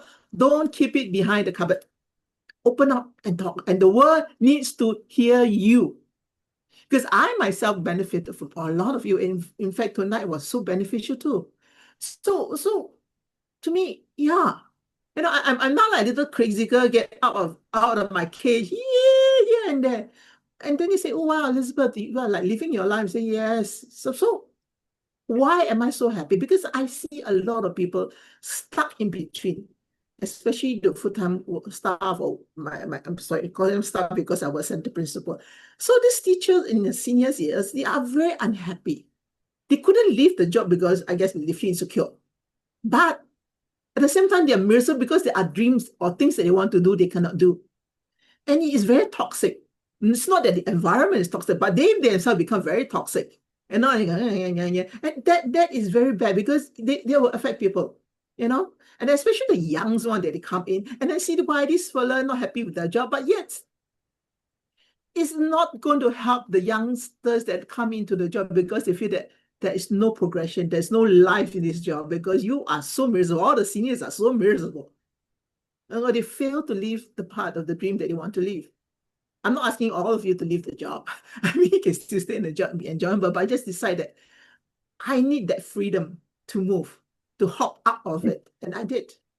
So I went to this friend and we talked about it, and strangely enough, I couldn't find a stage to talk, not like this. It's only after that I realized there's so much opportunity. So I told her, her name is Sabrina. Sabrina, I want to build a stage so that I can have my highlight, my limelight, and also giving a lot of aspiring speaker the chance to speak. So we set up Speaker Society. So from now on, I'm very busy with my Speaker Society. We try to recruit people in and give a stage. And I don't know, the possibility is endless. Just like now, I'm talking at Ban Peng's platform now, it's like, oh, I'm great because I'm focusing on this group of people, which is 50 and above. I realize many of us are stuck, you are either very successful and very happy, or you are successful in your job, but you are stuck. In fact, today I just met someone. He's very successful, but he's also in the dilemma. He's also stuck. He said, I want to, after a while, you become very successful in your field, and you're sitting in your pool of people, you cannot grow. You keep going round and round. You're successful, but in only the area. You need to go out of it. To a certain extent, you need to get out and see the new world so that you have that fresh leaf growing out of you, something like that. But this is what my speech and I'll talk to you about is that if you have a dream, dare to dream, do it, live it. Now is the time. Don't wait. Thank you. Thank you, Elizabeth. Wow. Great speech. Bruce, raise your hand. Bruce, please. When is your next speakers event? Very interesting. Well, I love to talk. I'm born to speak. Yes, I know a lot of you are speaking doing so great. No problem. I will let you all know once we hit the idea. We got a platform. We got a global online platform, and we have live platform. Ours is a community, just a bumping one. No? So actually, Sabrina was check with bumping, see if we can collaborate on this side. It's all about sharing. It's all about giving, right? So nothing wrong. And there are a lot of things. Yes, I have. There's a lot of sharing, and I'm so happy, Pape. I'm so happy to be here today. Actually, I'm so happy. Yeah, but too bad we do is that having a dance, so she cannot come. Otherwise, it's so good. Yeah, people who like us, someone to speak. This is the only place where I can speak. When I speak at home, nobody wants to listen to me. I'm just a guy who goes to work and come home late at night. Yeah, so sometimes we feel that we need to go to different platform, no? And then we've got fresh fishes for us, who listen to us. Not keep listening to you. I know I'm very sian, every time I listen to you, see your face. I want a new environment. So we need to sit out, build a community. Yes, build it. It's very important. I've just learned about building community. I was always starting a full-time job, but now I'm just really learning. Great job. Rosanna. Yeah, you're right. Your community really helps you. I agree. I was so touched about with your story, Yeah, right, building community, I just want to say thank you to Elizabeth for sharing her wonderful story.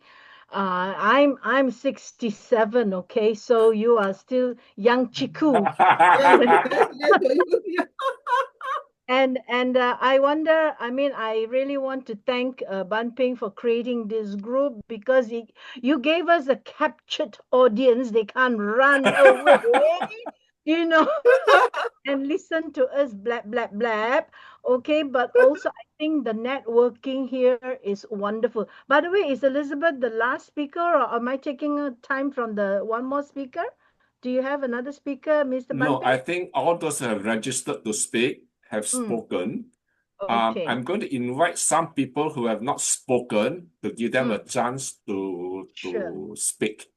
I think The question I want to ask you actually, Ban Peng, is how often do we get this wonderful party like today? Okay. I think this is a party, for me It at this is. age, it's a party. Yeah.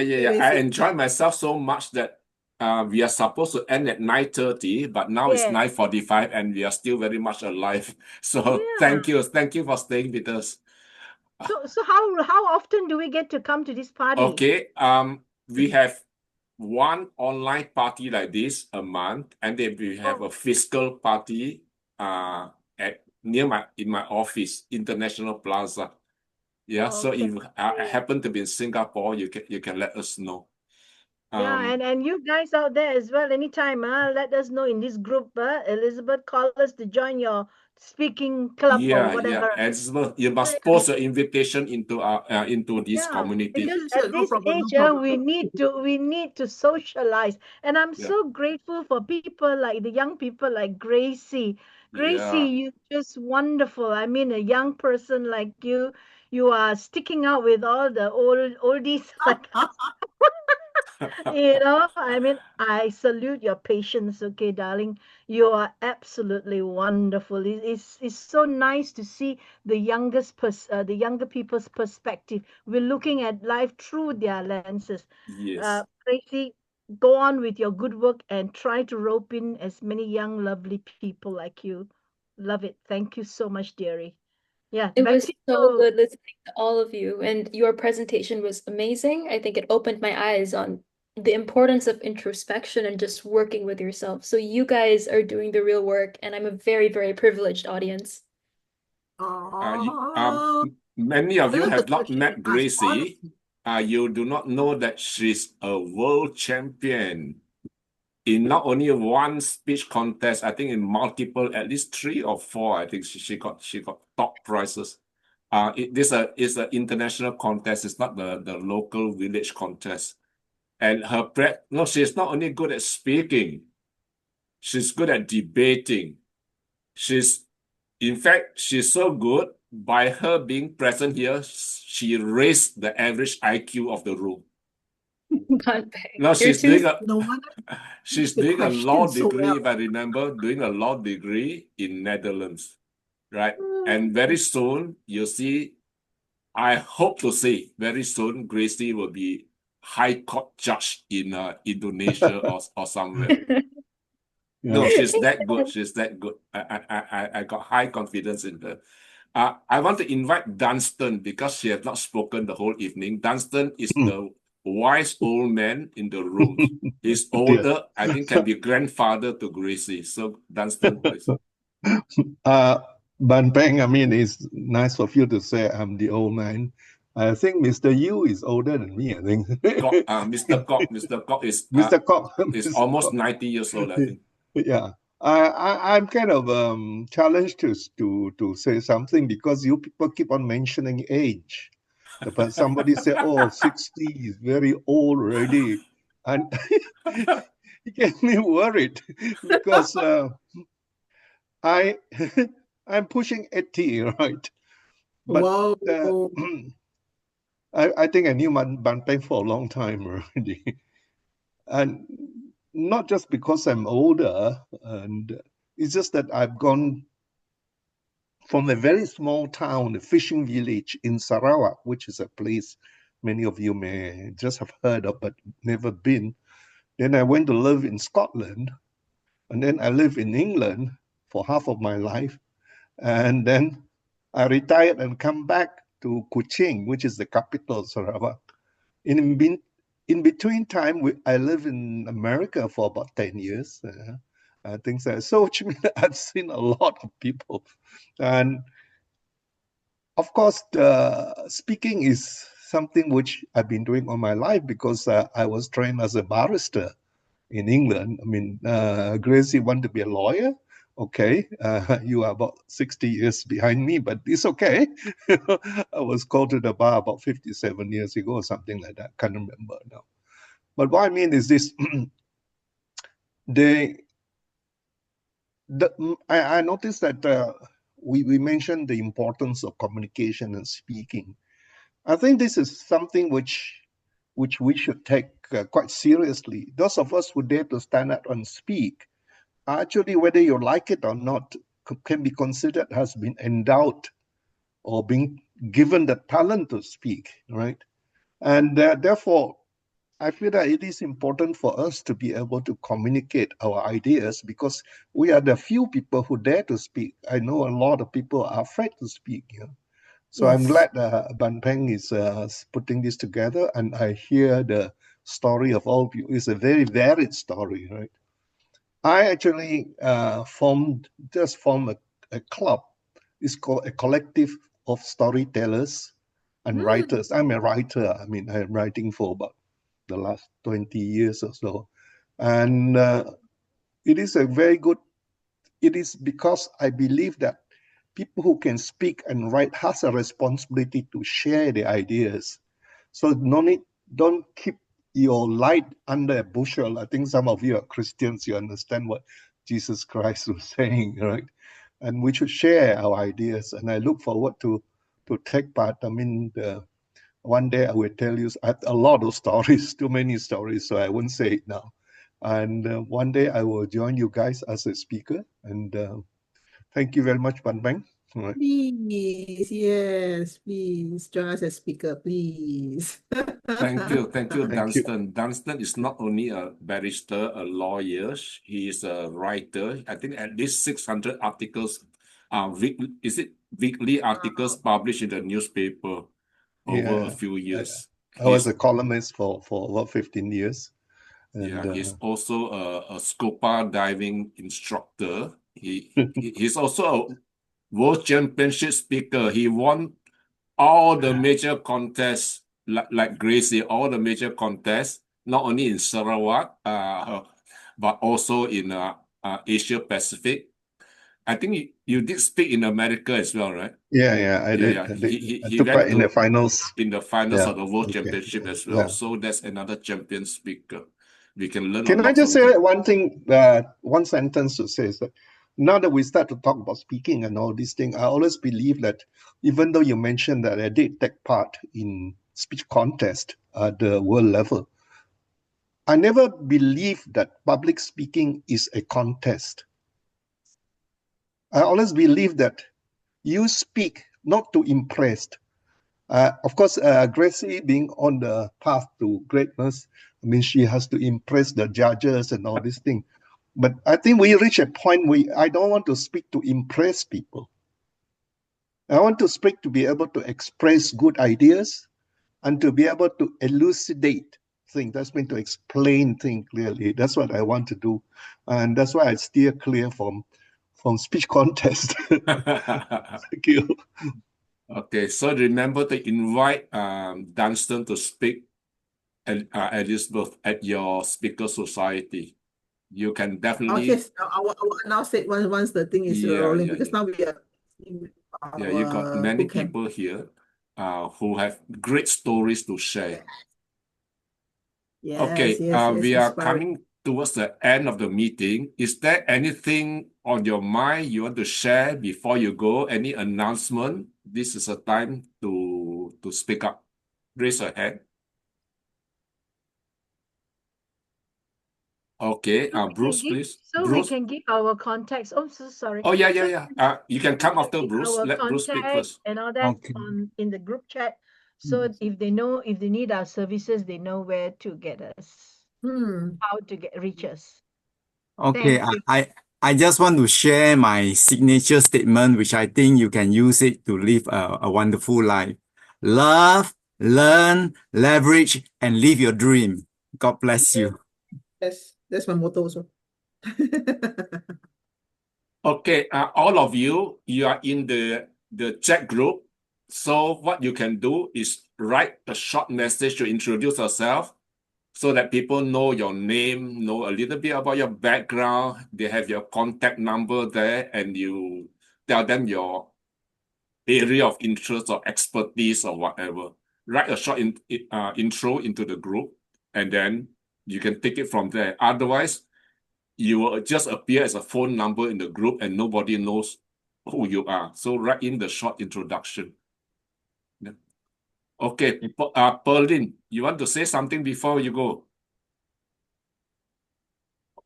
I joined a bit late. Afterward, I joined at 8+. Hi everyone, I'm local. I got Tilt to your know camera a bit so that we can see your face. Okay, good. Okay, just repeat again. I joined late afterward. I joined around 8. Got to know this group through a friend who's also in this group. But today he didn't join. But the thing is, I heard about speaking since young. Because back I'm in my 40s. So when I was young, right, back then there wasn't much TV shows. Then on Channel 5, I always see those speakers on stage speaking. It's always broadcasted on Channel 5. Then I'm like, this is very interesting. You just have to speak, give an idea, give a speech, and you get money. And okay, I like to go on stage lah. And I think that's like also a good way because I see there's different type of speeches, ma. So after I joined this, I was like, I can give it a try too. And I find it's a good way for me to improve my speech, because I tend to talk too fast sometimes. So it's also a good way to share a lot of different ideas, not just about hobbies, but also other things like in life, you see. So, and I'm also glad that there's people of different age group. So really, I get to hear different perspective. Yes. Okay, good, That's all. Pearlyn. Thank you. I recommend you join Elizabeth Speaker Society. Then you have a lot of chance to speak. Okay. Is there anybody else in the room that has not spoken? No? Anyone? Any announcement before we go?